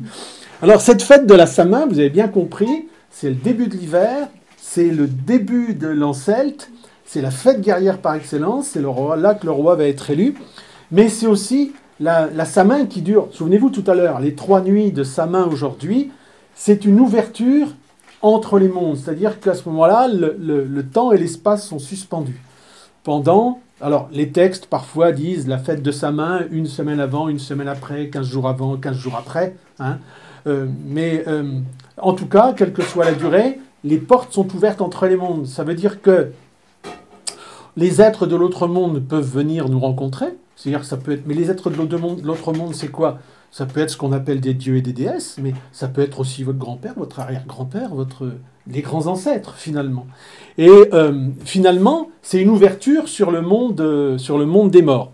Et l'autre monde celte, lui, il se présente sous la forme d'une île, qui est par là, au-delà du... Je vous indique la direction, quand même. Au-delà du... dans la direction du soleil couchant ou solstice d'été. Et donc une île, ça veut dire qu'il faut prendre le passage de l'eau pour pouvoir y aller. Et cette île, elle est plantée, Tirnanog, l'île d'éternelle jeunesse. Hein, elle a plein d'autres noms, la plaine des plaisirs, la terre des femmes. Oh, c'est fantastique. Donc, elle est plantée de pommiers. Et ces pommiers donnent des pommes d'or. Et vous croquez la pomme, il faut être mort pour croquer une pomme d'or quand même. Hein. Vous êtes rassasié automatiquement, et la pomme se reconstitue. Et en fait, là, je vous parlais tout à l'heure des romans du Graal qui sont la christianisation de mythes et d'archétypes celtiques. Vous savez bien que quand Arthur est blessé mortellement à la bataille de Camelot, Morgane va l'emmener où? Sur l'île d'Avalon. Or, dans l'autre monde, donc. Et l'île d'Avalon tient son nom du nom breton de la pomme qui est Aval, hein, Avalou, pluriel, singulier. Donc, il y a un échange qui se fait, il y a un flux qui se fait entre notre monde et l'autre monde, précisément dans cette période de la Samin. Hein. Alors il faut faire attention, parce que pour les dieux, les déesses, les fées, tout ce qu'on veut, il n'y a aucun problème pour eux à venir dans notre monde. Pour nous, c'est un peu plus difficile. Hein. Il faut lire notamment la navigation. Il y a le grand thème des navigations comme ça dans la tradition celtique. À chaque fois, ça décrit une navigation vers l'autre monde. On a notamment un héros qui s'appelle Bran, fils de Fébal, qui lui, un jour, va faire l'expérience de cette navigation. Alors effectivement, un jour, Bran est avec tous ses parents et ses amis, et tout d'un coup, il écoute une voix de femme qui l'appelle. Vous savez, les chefs celtes sont toujours prêts à répondre à des femmes. Mais cette femme, on ne la voit pas, et il est seul à la voir. Et il y a le druide qui est là et qui a bien compris qu'il y avait une femme de l'autre monde qui essayait d'emmener Bran vers l'autre monde, c'est-à-dire de l'emmener vers la mort. Et il va faire un enchantement de façon à ce que plus personne ne puisse écouter la voix de la femme, qui est une fée. Une fée, c'est une femme de l'autre monde. Et donc on va plus l'entendre, mais la femme, en partant, va jeter une pomme à Bran. Et alors lui il va avoir plus Dieu que pour cette pomme. Ce qui fait qu'à un moment, il va s'embarquer sur un bateau avec des amis et il va partir vers ces îles. Et il va arriver sur les îles, effectivement, sur ces îles de l'autre monde, où il va être superbement bien accueilli par les femmes de l'autre monde. Oui, mais au bout d'un petit bout de temps, il y a un de ses amis qui commence à avoir le mal du pays. Alors, comme il est très pressant, on reprend les bateaux et puis on repart de l'endroit où est partie l'expédition. Puis on arrive là et sur le bord des plages, il y a des gens. Et donc, hé, c'est nous! Et les gens de l'autre côté disent, oui, mais on ne vous reconnaît pas, on ne voit pas qui vous êtes. Et Bran va dire, ben, c'est moi, Bran, fils de Fébal. Ah oui, mais bien sûr, oui, mais on se rappelle de cette histoire-là, il y a 400 ou 500 ans, vous êtes partis sur des barques, etc. Bran comprend tout de suite, mais il y a l'ami qui voulait rejoindre son pays, descend sur la plage et là, tombe en poussière. Hein. Donc il faut faire attention. Si, bon, là, vous avez le temps de vous préparer, mais... Alors vous avez bien compris en fait que cette fête de la Toussaint, cette fête de la Samin, elle a été recyclée ensuite dans la fête de la Toussaint et dans la fête des morts. Hein. C'était certainement une fête très très importante pour que le christianisme n'ait pas pu l'éradiquer, mais qu'il l'ait recyclé. Bon allez, mais après ça va beaucoup plus vite. Hein. On arrive au solstice d'hiver. Bon, voilà. Le solstice d'hiver, effectivement, le soleil depuis la Samin, il est descendu encore un peu plus bas sur sa trajectoire. Ceci dit, il avait commencé déjà au solstice d'été. Et puis là, c'est le moment où, effectivement, il va arriver dans sa position la plus basse. Hein, c'est là où il va s'arrêter. Et eh bien, il se trouve que le fameux Guy, c'est bien, c'était ce que nous disait Pline l'Ancien, qui est un naturaliste romain du début du siècle. Les druides n'ont rien de plus sacré que le chêne, que le gui et le chêne sur lesquels ils poussent. Hein. Effectivement, au moment du solstice d'hiver, eh bien, le gui est en pleine maturité. Alors, c'est là qu'on va avoir la fameuse cueillette du gui rapportée par Pline. Alors, les druides, voilà, je vous cite le truc quand même, je l'ai peut-être là. Oh oui. Les druides, car c'est ainsi qu'ils appellent leurs mages, n'ont rien de plus sacré que le gui et l'arbre qui le porte, supposant toujours que cet arbre est un chêne. À cause de cet arbre seul, ils choisissent des forêts de chênes et n'accompliront aucun rite sans la présence d'une branche de cet arbre. Il est très rare de trouver ainsi le gui, et quand on le trouve, on le cueille dans une grande cérémonie religieuse, le 6e jour de la lune, car c'est par cet astre que les Gaulois règlent leurs mois et leurs années, de même que leur siècle de 30 ans. On le retrouve là. On choisit ce jour parce que la lune y a déjà une force considérable, sans être cependant au milieu de sa course. Ils appellent le gui d'un nom qui signifie celui qui guérit tout. Après avoir préparé un sacrifice au pied de l'arbre, on amène 2 taureaux blancs liés pour la première fois, vêtus de blanc. Ouais, ben je me suis fait... Justement, le dernier interview qu'on a fait avec Pierre, on a fait un truc de 2h30, je me suis laissé aller et j'ai dit qu'ils étaient vêtus d'une robe blanche. Alors c'est vrai que suivant les traductions du texte de Pline, on dit le prêtre vêtu de blanc. Bon. Et c'est vrai qu'aujourd'hui, comme la majeure partie des druides ont des robes blanches, on fait vite l'amalgame, enfin il est vêtu de blanc. Hein. Bon. Vêtu de blanc, le prêtre montre à l'arbre, coupe avec une faucille d'or le gui qui est recueilli dans un linge blanc. Alors bon, alors on ne coupe pas, on est d'accord. Mais en même temps, le gui n'a pas besoin, on peut le cueillir à la main comme ça. Hein. Alors, visiblement, les Gaulois disent que le gui est celui qui guérit tout. Donc il y a un aspect déjà pratique au départ. Bon, on va cueillir le gui de chêne. Hein. Là, visiblement, il nous dit c'est très rare, Pline encore aujourd'hui, c'est très rare de trouver le gui sur du chêne. On trouve du gui de pommier, d'acacia, de tout ce qu'on veut. Mais le gui de chêne, c'est beaucoup plus rare. Ben, c'est celui qui va avoir les propriétés les plus importantes. Alors, bon, on va passer sur le côté pratique de la cueillette. Aujourd'hui, si vous vous soignez par myopathie, peut-être que vous avalez de temps en temps du Viscom album. Et ben voilà, c'en est, c'est du gui. Bon, je n'irai pas plus loin là-dedans. Ce qui va nous intéresser, là, aujourd'hui, c'est le plan symbolique. Bon, comme je vous l'ai dit tout à l'heure, les druides antiques, visiblement, enseignaient la croyance en l'immortalité. Et donc, en la renaissance après la mort. Donc, à la limite, il y a un premier degré de lecture qu'on peut faire avec ça. Le gui est en pleine effervescence au moment où l'arbre, lui, est en état de mort apparente. Il n'a plus une seule feuille, les sèves sont dans ses racines, etc.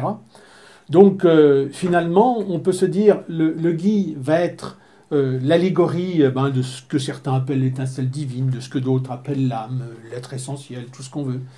Et puis, l'arbre, apparemment en état de mort apparente, eh bien, va pouvoir former l'allégorie de ce corps mortel, tout simplement. Donc, si vous voulez, le druide qui coupe le gui au moment du solstice d'hiver, ça peut être effectivement une allégorie de la mort, de l'âme de l'âme immortelle qui est séparée du corps mortel. Et puis comme on a effectivement l'or solaire de la faucille et la substance lunaire des baies de Guy, eh bien, quand vous mettez deux pôles opposés, évidemment, c'est une promesse de renaissance. Donc là, on est, souvenez-vous, à la Samin, on est dans une logique de mort, mais c'est vrai qu'en général, c'est là qu'on se fait des belles dépressions au mois de novembre. Hein, c'est le moment, quoi. Hein, surtout quand vous allez dans les monts d'arrêt, parfois, vous avez le ciel à cette hauteur-là, quoi. Hein. Même parfois, là, s'il est à cette hauteur-là, c'est que vous êtes en train de ramper. Donc, c'est vrai que cette période des mois de novembre, etc., ça ne porte pas franchement à la joie. Donc, c'est vraiment le temps idéal pour aller visiter les cimetières. Donc, on est dans une logique de mort, mais effectivement, on est un peu perdu dans les brumes, quoi. Tandis que là, au solstice d'hiver, surtout avec le soleil qui va renaître, on est dans une logique de mort avec la cueillette, mais avec une promesse de renaissance. Si ça peut nous consoler, pourquoi pas. Mais ça, c'est un premier niveau de lecture. Il y a un deuxième niveau de lecture que j'aime bien, et je vais le trouver chez les Grecs. Les Grecs sont aussi des Indo-Européens. On parlait tout à l'heure de l'Apollon gaulois, hein, avec Bélénos. Dans la Théogonie d'Hésiode, on va retrouver une histoire, moi, qui me plaît énormément. Vous la connaissez tous, c'est l'histoire de Gaïa et d'Ouranos. Attention, hein, c'est chaud comme histoire. Hein. C'est chaud, c'est très chaud comme histoire. Alors, au début des temps, on avait Gaïa, la Terre, qui était en permanence recouverte par... je crois que vous connaissez, madame, vous, cette histoire-là, par Ouranos. Il y avait une grosse libido, Ouranos, quoi. Et donc, c'était un accouplement permanent, quoi. Permanent. Mais le problème, c'est qu'il y avait des enfants qui naissaient de cet accouplement. Mais ils étaient coincés, ils ne pouvaient pas sortir à l'air libre parce qu'ils étaient coincés entre les corps de leurs deux parents. Alors un jour, je le raconte comme un camionneur, moi évidemment, pas comme un conteur, mais un jour, Gaïa dit à son plus jeune fils, Chronos, hein, il dit, écoute, j'ai forgé une faucille dans mon sein, va la chercher et va castrer ton père. Et donc, c'est ce que fait Chronos. Il va castrer son père. Et imaginez, messieurs, quand même. Hein, déjà, quand on se coince le bout d'un doigt dans une fenêtre, on hurle à la mort. Hein, imaginez. Castré par la faucille par Chronos. Donc, Ouranos est projeté vers le haut. Donc, tout d'un coup, les enfants qui naissaient de cet accouplement ont pu se répartir sur la Terre pour commencer un cycle de vie. Et puis, on a vu quoi ? Une terre, un ciel, on a vu un jour, une nuit, le soleil, la lune, les étoiles, les planètes. Ah, c'est réellement le début d'un cycle. Et puis, alors, le sperme d'Ouranos est tombé dans la mer. Et ça a donné naissance à quoi ? À la déesse de l'amour. C'est pas beau, ça ? Par contre, le sang de la plaie est tombé sur la terre, et là, ça a donné naissance à des déités femelles qui viennent tourmenter les hommes, qui s'appellent des furies. Hein. Et alors, tout à l'heure, je ne sais pas, dans le témoignage de Pline, de toute façon, je raconte tellement d'âneries tout le temps, que je ne sais plus ce que je raconte et à qui, mais souvenez-vous, les druides, quand ils coupent le gui, font bien attention d'avoir un linge blanc dans lequel le gui va tomber sans toucher la terre. Parce que, d'une part, le gui est cueilli avec une faucille en or. L'or, vous savez bien, c'est un métal qui ne va pas altérer les propriétés d'un végétal. Et en plus, donc, s'il faut vous faire un dessin entre la substance des boules de gui et la semence merveilleuse, enfin bref, vous voyez qu'on peut retrouver finalement dans la théogonie d'Hésiode, une explication à ce geste de druide. C'est vrai que l'histoire de séparer l'âme du corps, c'est un peu bisounours, quoi. C'est le premier niveau. Ça fonctionne, mais c'est le premier niveau. Mais tout d'un coup, ça veut dire quoi ? Ça veut dire que le druide, au solstice d'hiver, quand il cueille le gui, et moi aujourd'hui c'est comme ça que je le vis, concourt avec le démiurge, et finalement mime le démiurge qui qui donne le coup d'envoi d'un nouveau cycle pour que les hommes et les femmes puissent recommencer à vivre. Ben oui, parce que depuis la Saint-Main, on était enfoncé dans l'obscurité, enfoncé dans la mort, sans guère d'espoir de pouvoir renaître. Et tout d'un coup, voilà, au solstice d'été, promesse de renaissance. Hein. Voilà. Bon, allez, on arrive au... Oh, pas possible, on va jamais y arriver. Imbolc, 1er février. Donc ça marque le début du printemps, hein, autour du 1er février. On ne connaît pas le nom de la signification d'Imbolc. Certains ont dit lactation des brebis. Alors c'est intéressant ça, parce que je raconte toujours cette petite histoire-là. C'est parce que quand j'étais en Sologne, j'avais un voisin qui était... c'était un ancien... Excusez-moi, mais c'était un ancien charcutier très sympathique. Il avait gardé l'habitude de faire des conserves, on va dire, ou je sais pas. Et il avait tout un troupeau de brebis. Et systématiquement, le temps était plus rude qu'ici, hein, mais moi je me souviens très souvent, autour du 1er février ou du 2 février, j'ouvrais les fenêtres de ma chambre, le matin vers 8h30, 9h, et qu'est-ce qu'on voyait? On voyait des petits agneaux qu'on n'avait pas vus la veille, et on les voyait gambader dans la neige. Hein. Et c'était très marrant. Pour moi, c'était une parfaite allégorie. Je pouvais me dire, je n'avais pas besoin de calendrier. Je savais que là, ça y est, les brebis avaient mis bas, que fatalement, elles avaient une lactation pour nourrir leurs petits. J'étais à Imbolc. Et moi, ça... vous savez, le nom du druide en Irlande, c'est Phil ou Philide. Ça veut dire poète. Hein. Donc, vous ne pouvez pas être druide si vous n'avez pas une âme de poète. Et moi, je suis fondu complètement des petits agneaux. C'est très bon, mais qui courent dans la neige le matin d'Imbolc. Alors, il y a une phrase comme ça, rituelique. On ne sait pas d'où elle vient. Voilà ce qu'elle dit, cette phrase-là. Elle dit, voilà ce qu'on doit faire à Imbolc. Se laver les pieds, les mains et la tête. Vous allez me dire, oui, Alouette, bien sûr. C'est beaucoup, ça n'est pas trop. Hein? Mais qu'est-ce que ça nous montre, ça? Ça nous montre que cette fête d'Imbolc, c'est une fête de purification par l'eau, tout simplement. Et si vous étiez venu au mois de décembre, ou si vous venez au mois de décembre prochain, je vous raconterai l'histoire de la conception d'Oengus. Oengus, c'est une allégorie du soleil, hein, par la déesse Bogne et le grand dieu Dagda. Et elle était mariée quand même, hein, avec le frère du dieu Dagda, il s'appelait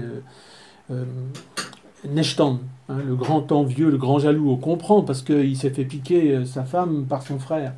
Mais évidemment, le rapport adultérin entre Bogne et Dagda va donner la naissance du petit Oengus. Et une fois que la Bogne aura donné naissance au petit Oengus, elle ira se purifier à une source, mais qui est une source de vérité. C'est-à-dire que quand vous arrivez devant elle, quand vous vous mettez tout nu devant elle pour vous purifier dedans, tac, elle vous fait un scan comme ça et elle sait exactement tout ce que vous avez fait. Hein, le sombre comme le lumineux.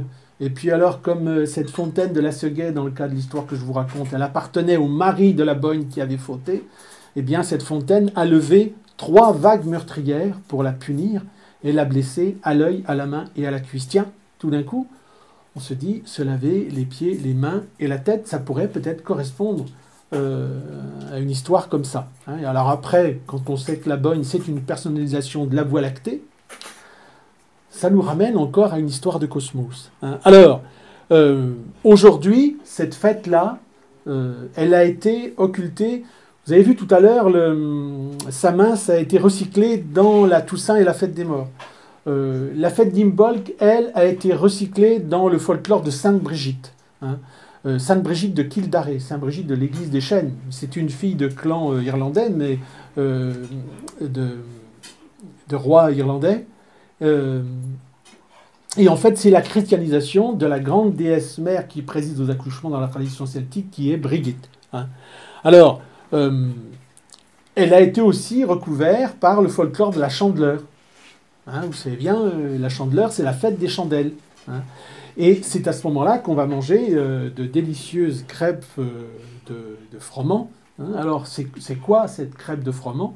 C'est tout simplement une image du soleil, du jeune soleil qui est rené au moment du solstice d'hiver, hein, tout simplement. Alors qu'est-ce qu'on va faire quand on va manger ces fameuses crêpes? Ben, on va ingérer tout simplement la force du soleil. Hein. Bon, pourquoi la Chandeleur?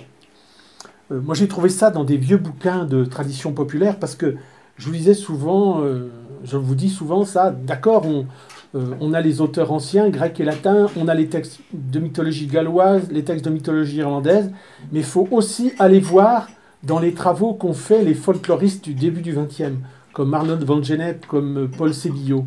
Parce que vous avez plein de traditions populaires qui ne sont pas explicables par le christianisme. Et vous allez trouver plein de choses là-dedans très intéressantes. Alors notamment cette histoire de la Chandeleur, dans le Berry par exemple. Autour du 1er février, qu'est-ce qu'on faisait? On avait coupé à la fin de l'été une plante qui s'appelle la molène. Vous savez, cette grande plante qui fait un grand bâton avec des fleurs jaunes et avec des grandes feuilles très, très douces là. Bon. En fait, on coupait ces plantes-là, on les mettait à sécher, on les mettait dans un corps gras et ça permettait de faire des torches. Et on faisait des sortes de retraites au flambeau dans les vergers. Ben, c'était pour tenter au moins d'éradiquer les insectes qui étaient en gestation. Hein, alors c'est ce que je dis aujourd'hui. Heureusement, on a fait des progrès, on a Monsanto, tout ça. Ça va beaucoup mieux, quoi.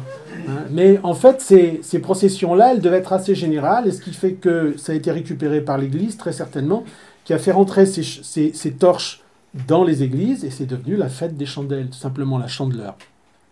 Donc là, avec Imbolc, on est dans une fête liée à l'eau, vous comprenez bien, parce que pour se laver les pieds, les mains et la tête, il faut de l'eau. Mais comme c'est un rite de purification, on va chercher une source qui va être claire, une source d'eau jaillissante, très claire. Quand on était à la Samin, dans une logique, là on est vraiment dans une logique de renaissance et de purification, à la Samin on est dans une logique de mort. Vous savez bien, je vous l'ai dit tout à l'heure, pour aller vers l'autre monde, on prend le passage de l'eau. Mais la mort, c'est quoi? C'est la séparation, comme on l'a vu avec la séparation du guide avec l'arbre. Mais c'est aussi la putréfaction. Donc, le plus bel endroit qui va pouvoir nous représenter la mort, si vous êtes vraiment dépressif au moment du 1er novembre, allez vous balader dans les marais, là, vous allez être servi.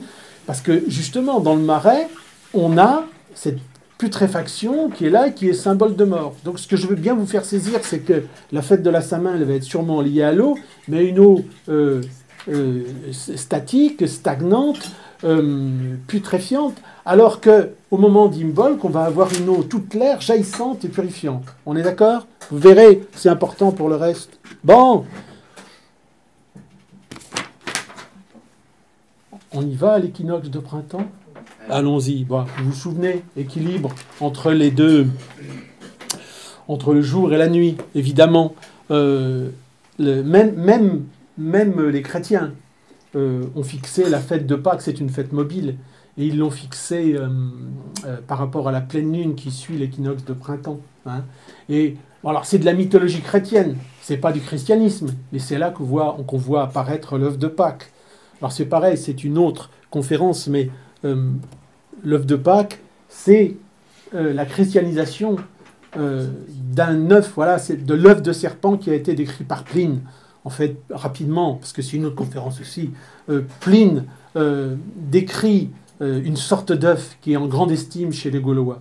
Et en fait, ce qu'il nous décrit, c'est un oursin fossile. Alors tiens, c'est curieux, on retrouve une image d'une étoile à 5 branches, comme tout à l'heure dans la structure de ma société celtique. Hein, vous vous souvenez de ça?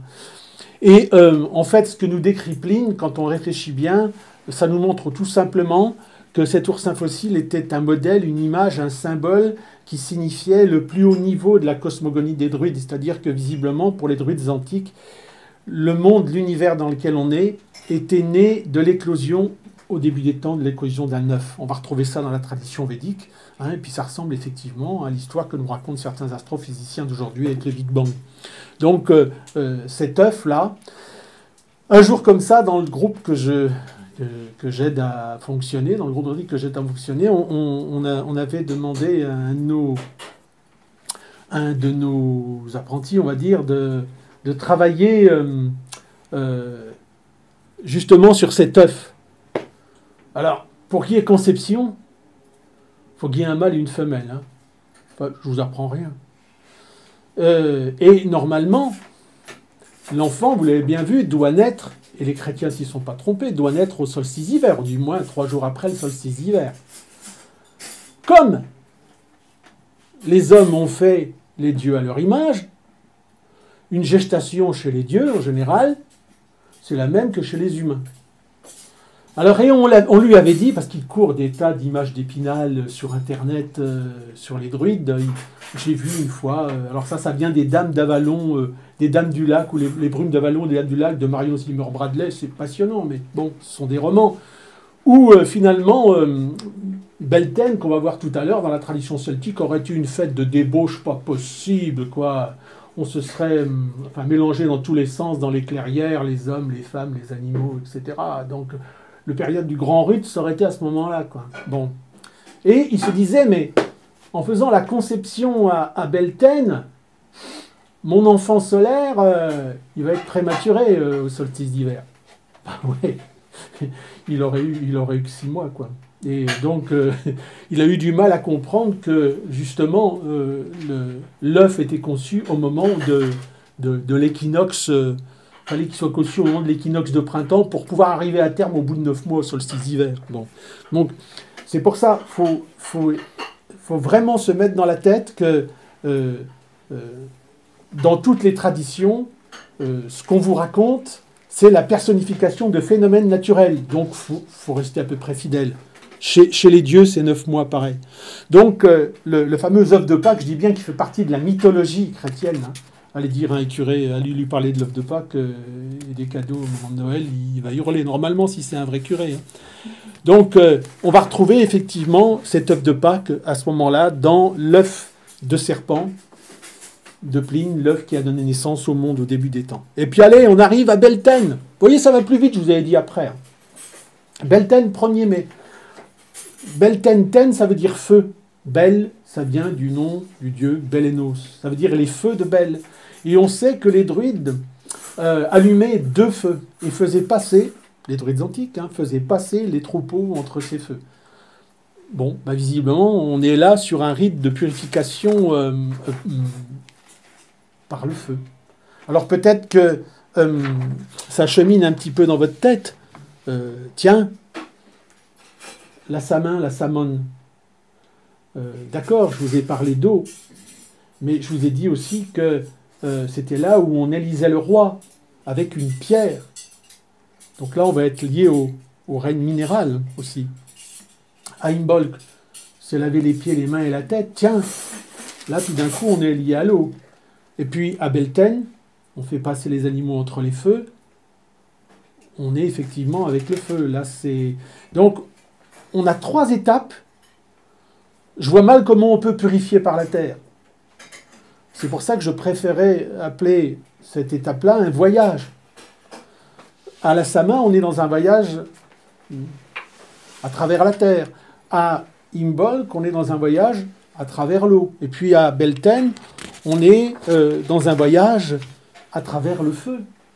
Puis ensuite, on arrive au solstice d'été. Je vous l'avais dit que ça allait plus vite. Après, le temps s'accélère quand on vieillit. Vous allez voir, toutes ces jeunes filles que je vois, ou ces jeunes hommes, vous allez voir, ça se gâte. Après, à 50 ans. Au solstice d'été, vous connaissez tous cette histoire-là. Hein, le fameux feu, ça a été effectivement, aujourd'hui, on parle des feux de Saint-Jean. On a un seul feu, finalement. Et à sa main, on était dans la mort, dans la séparation. Hein, épreuve de la terre. Au moment du solstice d'hiver, on était encore dans la séparation. Toujours dans la mort. Toujours séparés. Parce que la mort, c'est la séparation. Et puis on arrive au moment d'Imbolc, où on purifie par l'eau. Puis au moment de Beltane, où on purifie par le feu.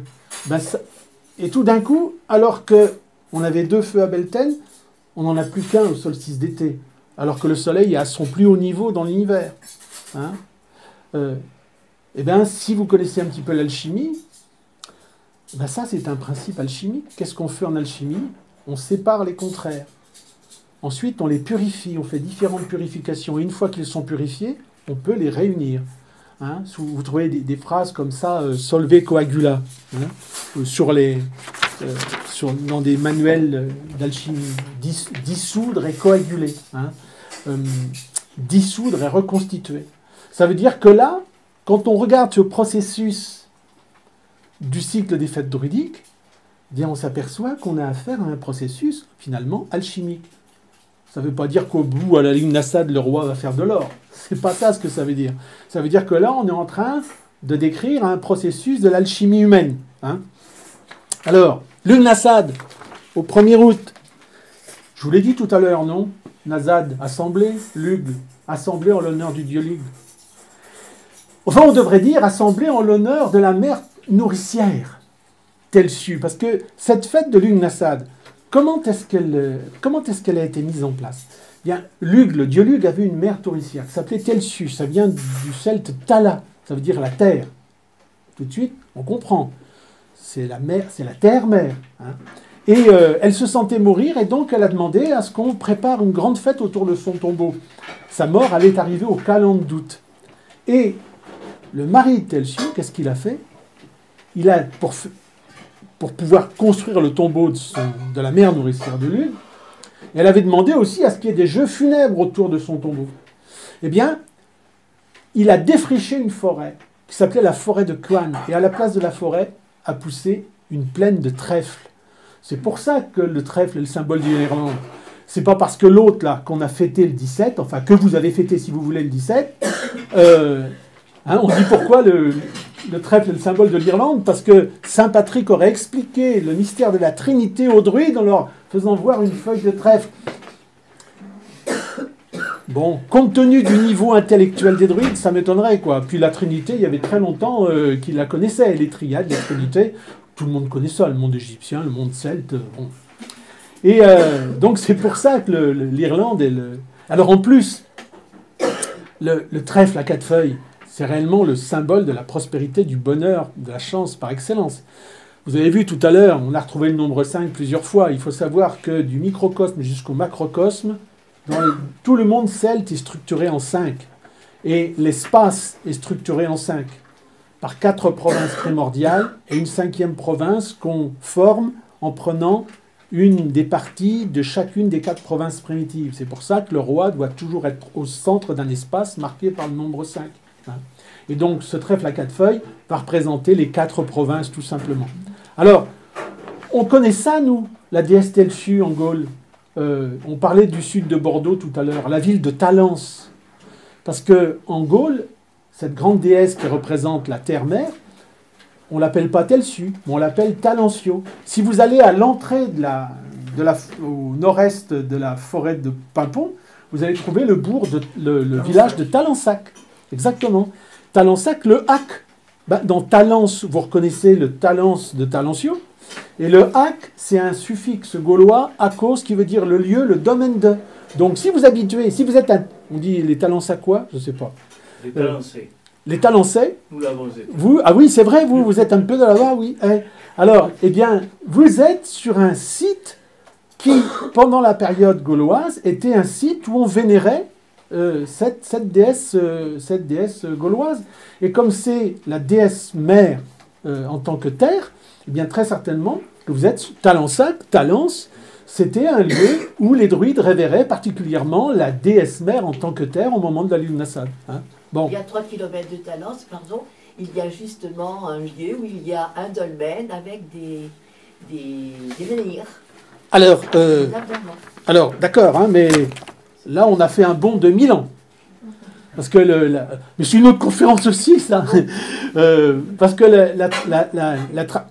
il est clair que de toute façon, quand on voit la tradition des cathédrales, par exemple, que la plupart du temps, ces cathédrales ont été plantées sur des lieux néolithiques. Hein. Par contre, il faut bien faire attention à ça. La période néolithique et la période celtique, il y a un trou de 1000 ans entre les deux. Hein. Mais ça, c'est une autre conférence, parce que déjà que vous avez des fourmis dans les fesses, là, il faut que je m'arrête là. Alors, en réalité, la fête de la Lugh Nassad, c'est la fête des récoltes. Hein. Mais, souvenez-vous, on a fait l'élection du roi à la Saint-Main. Là, on va faire le bilan. C'est-à-dire, si les greniers sont pleins, si les arbres ont donné plein de fruits, si si les animaux dans les champs ont donné plein de petits, si, j'ose à peine le dire ça, parce que ça va, on est en force à peu près, si les femmes ont donné plein d'enfants, eh bien ça, c'est le signe d'une très bonne royauté. S'il y a plein de petits-enfants qui ont été faits, si les bêtes ont donné plein d'animaux, si les greniers sont pleins, c'est le signe d'une bonne royauté. Pourquoi? Parce que ça veut dire que le roi a joué parfaitement son rôle d'axe, transmetteur des bienfaits de la grande déesse. Donc, si vous voulez, la fête de la Lughnasadh, ça va être le bilan de la saison royale. Donc, tout d'un coup, on peut se dire, mais finalement, ce cycle des fêtes druidiques, qui est lié aux saisons, vous l'avez bien compris, c'est un cycle de réalisation royale. On a parlé d'alchimie tout à l'heure, et vous n'êtes certainement pas sans savoir que l'alchimie, on l'appelle aussi art royal. Alors évidemment, après, on va retomber à l'équinoxe d'automne. Puis on va se retrouver à une Samin nouvelle. Alors vous allez me dire, ben oui, mais alors c'est un cycle infernal, ça. Pas du tout, parce que... Imaginons que je refasse cette même conférence l'année prochaine, à la même heure, au même endroit, à la même date. Ben, on ne sera pas au même endroit. On sera beaucoup plus loin dans l'espace. Alors vous allez me dire, ben oui, mais ça dépend des référentiels qu'on choisit. Par rapport à un référentiel Terre, oui, bien sûr, on serait toujours au même endroit, mais si on se réfère au cosmos, on sera beaucoup plus loin. Et souvenez-vous que dans certains endroits, quand vous rentrez, on vous dit « Ici, tout est symbole ». Ben, on pourrait dire, ça c'est vrai en plus, je vous ai parlé du soleil et de la lune tout à l'heure, ce sont des symboles qui sont là en même temps, ce sont des images, des modélisations, mais c'est pas seul, ça nous dit la vérité. Les symboles nous disent la vérité, c'est à nous de savoir les interpréter. Mais on pourrait dire aussi, ici, tout est spirale. Ben oui, parce que je ne vais pas vous faire le coup de la pomme de pin, de l'ananas, du tournesol, mais ben, je pourrais. Mais dans l'univers, nous nous déplaçons comment? En spirale. Nous tournons autour du Soleil, mais le Soleil se déplace en spirale et il a lui-même une polaire qui est Vega de la Lyre. Et je vous signale que Vega de la Lyre, c'est notre étoile polaire idéale dans le parcours de notre axe là. Alors, ça veut dire que si tout d'un coup je me disais que c'est un cercle comme je vois là, ben je me tromperais. Et en fait, tout est spirale effectivement. Et voilà en fait comment on peut réellement décrire le cycle des fêtes druidiques. C'est une spirale ascendante. Imaginons que vous soyez roi ou reine de quelque part. Vous avez été élu à la Samin. Hop, vous grimpez, vous arrivez à la Lughnasadh. Ah, vous avez bien fait votre boulot, comme je le disais tout à l'heure, les greniers sont pleins, etc. Donc vous allez continuer à grimper. Et à la Samin nouvelle, vous ne serez plus au même endroit. Donc, dans la tradition celtique antique, il n'y a pas de damnation éternelle. Mais imaginez que vous y étiez vraiment nul. Bien, soit vous pourrez peut-être redescendre à la spirale précédente, ou si ça vous est vraiment très nul, vous pourrez redescendre beaucoup plus bas, mais vous pourrez toujours avoir la possibilité de remonter. Voilà comment il faut voir ce symbole. Alors pour finir, parce que là, c'est pour finir. Bon, vous avez bien, je ne sais pas si vous avez compris où je voulais en venir, mais vous savez, je suis vous avez bien compris que la tradition druidique antique, c'est une tradition finalement théocratique. C'est réellement le druide qui est au sommet, la clé de voûte d'un système. Donc là, on est dans un système politico-religieux. Alors, moi, personnellement, aujourd'hui, je ne tiens absolument pas à réinstaurer une société celtique. Ça ne m'intéresse pas. Moi, jusque-là, ma société républicaine, j'ai été élevé là-dedans par mes parents quand j'étais petit. Je trouvais jusque-là que ça fonctionnait plutôt pas mal. Là, maintenant, ça se gâte. Mais pour moi, je n'ai aucun problème à vivre une spiritualité particulière dans une république. Donc moi, je ne veux pas du tout devenir le conseiller de M. Hamon ou de M. Macron ou de M. Fillon. Vous voyez ce que je veux dire? Donc, plus que jamais, appelez-le comme vous voulez, spiritualité, philosophie ou religion, je vais le vivre dans le sein privé. Mais j'en fais quoi alors? J'en fais quoi?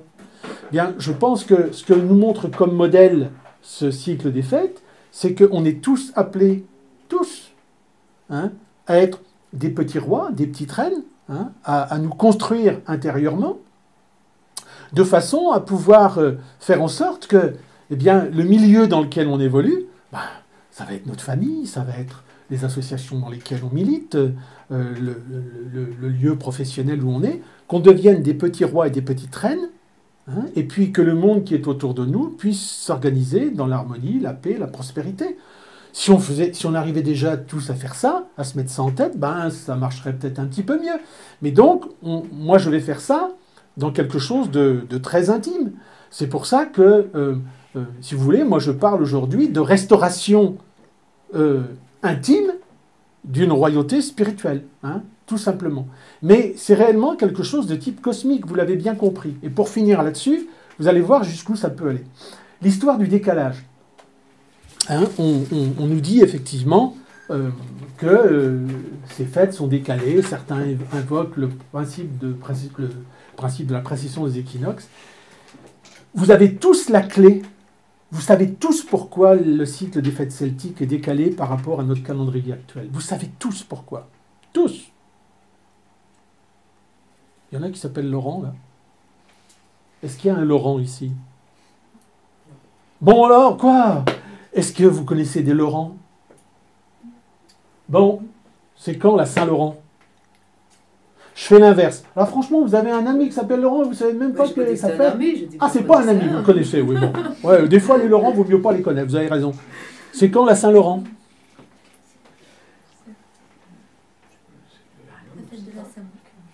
Eh ben voilà.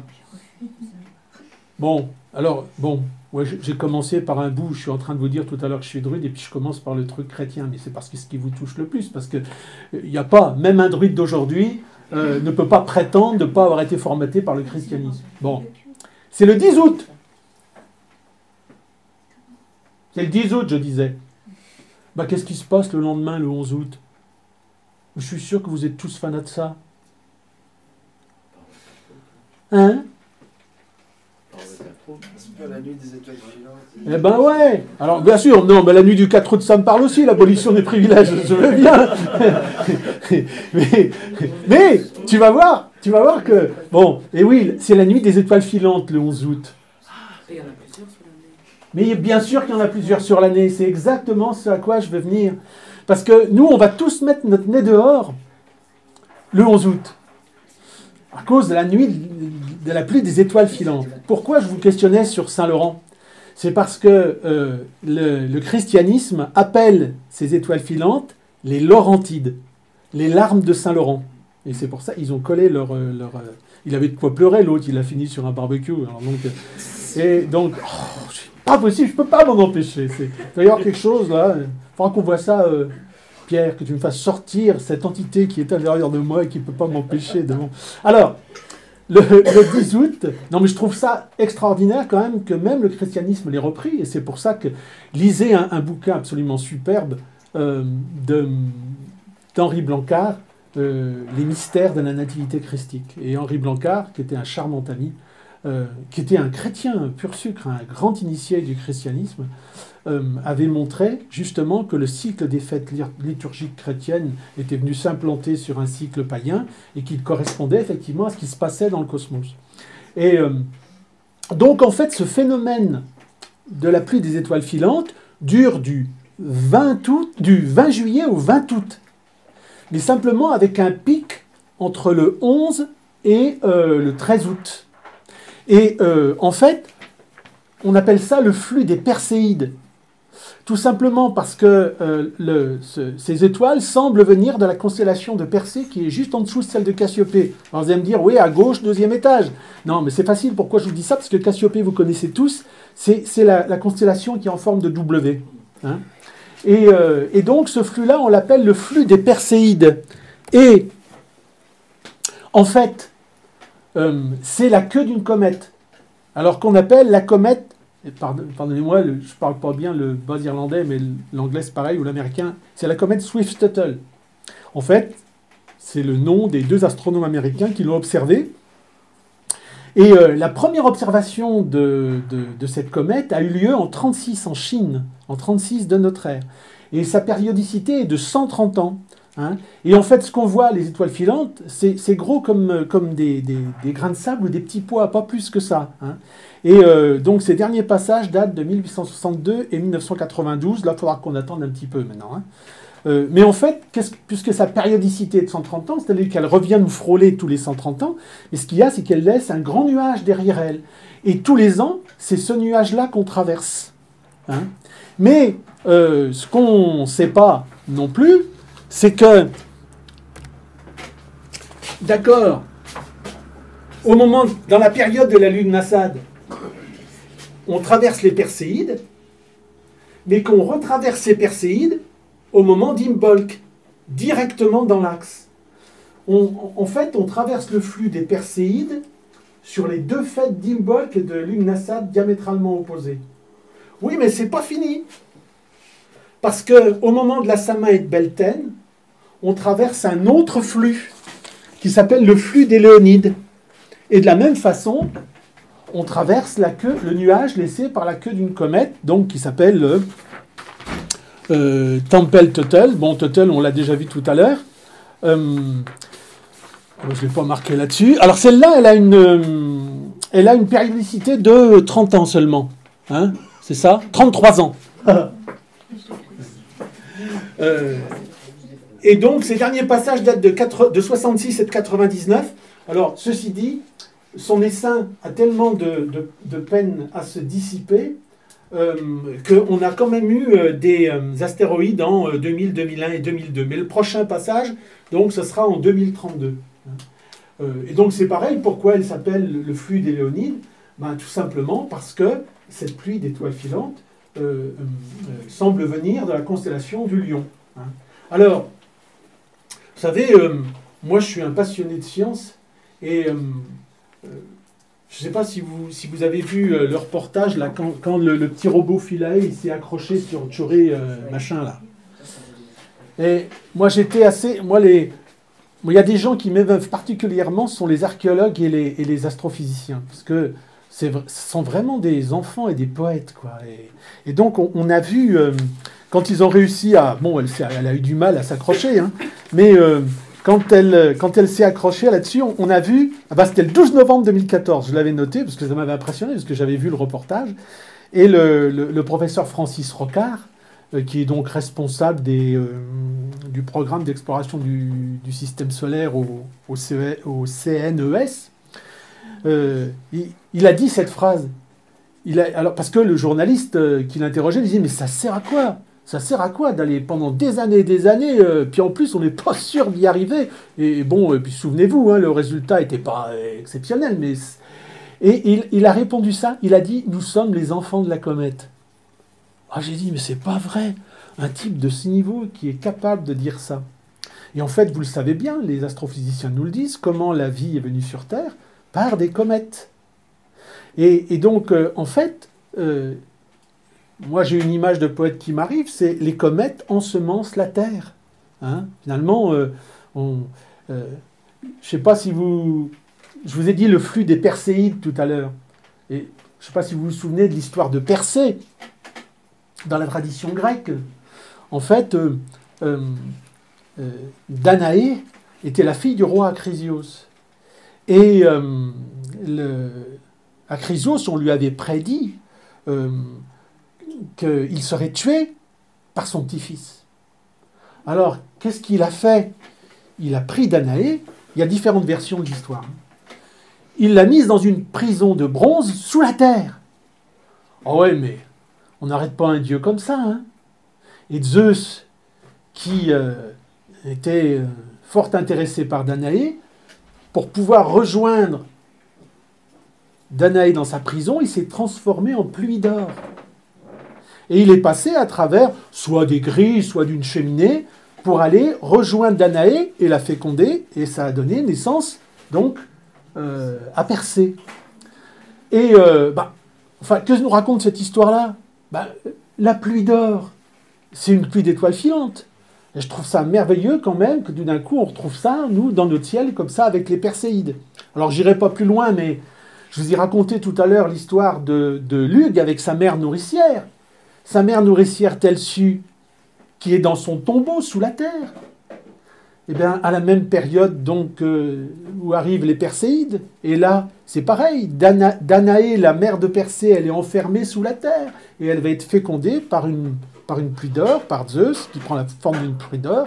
Donc, on est là dans la description du flux des Perséides.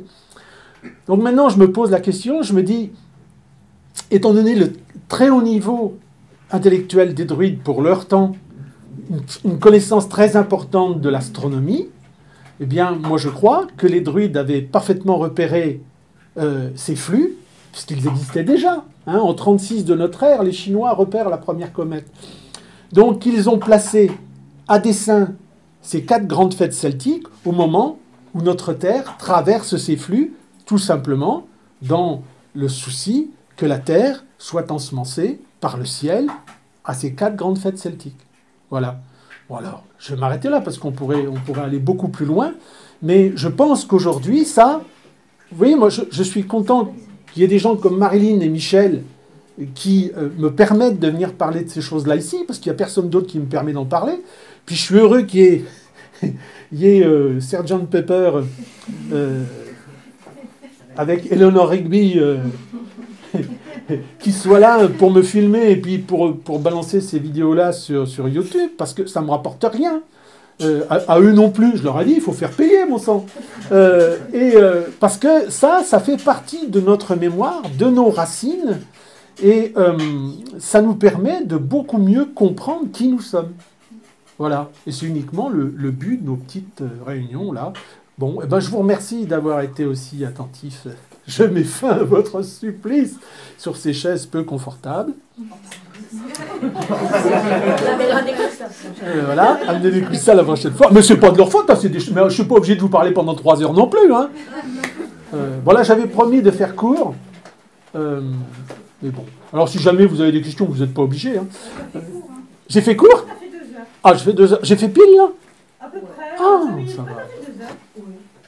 Voilà, alors maintenant, moi ce que je vous ai donné là, c'est des bribes, quoi. Hein. C'est un fil conducteur. Maintenant, après c'est à chacun de continuer le... Certains diraient le délire, mais pourquoi pas. Voilà, merci encore. Merci. Et encore une fois, j'ai foutu le bazar dans mes notes.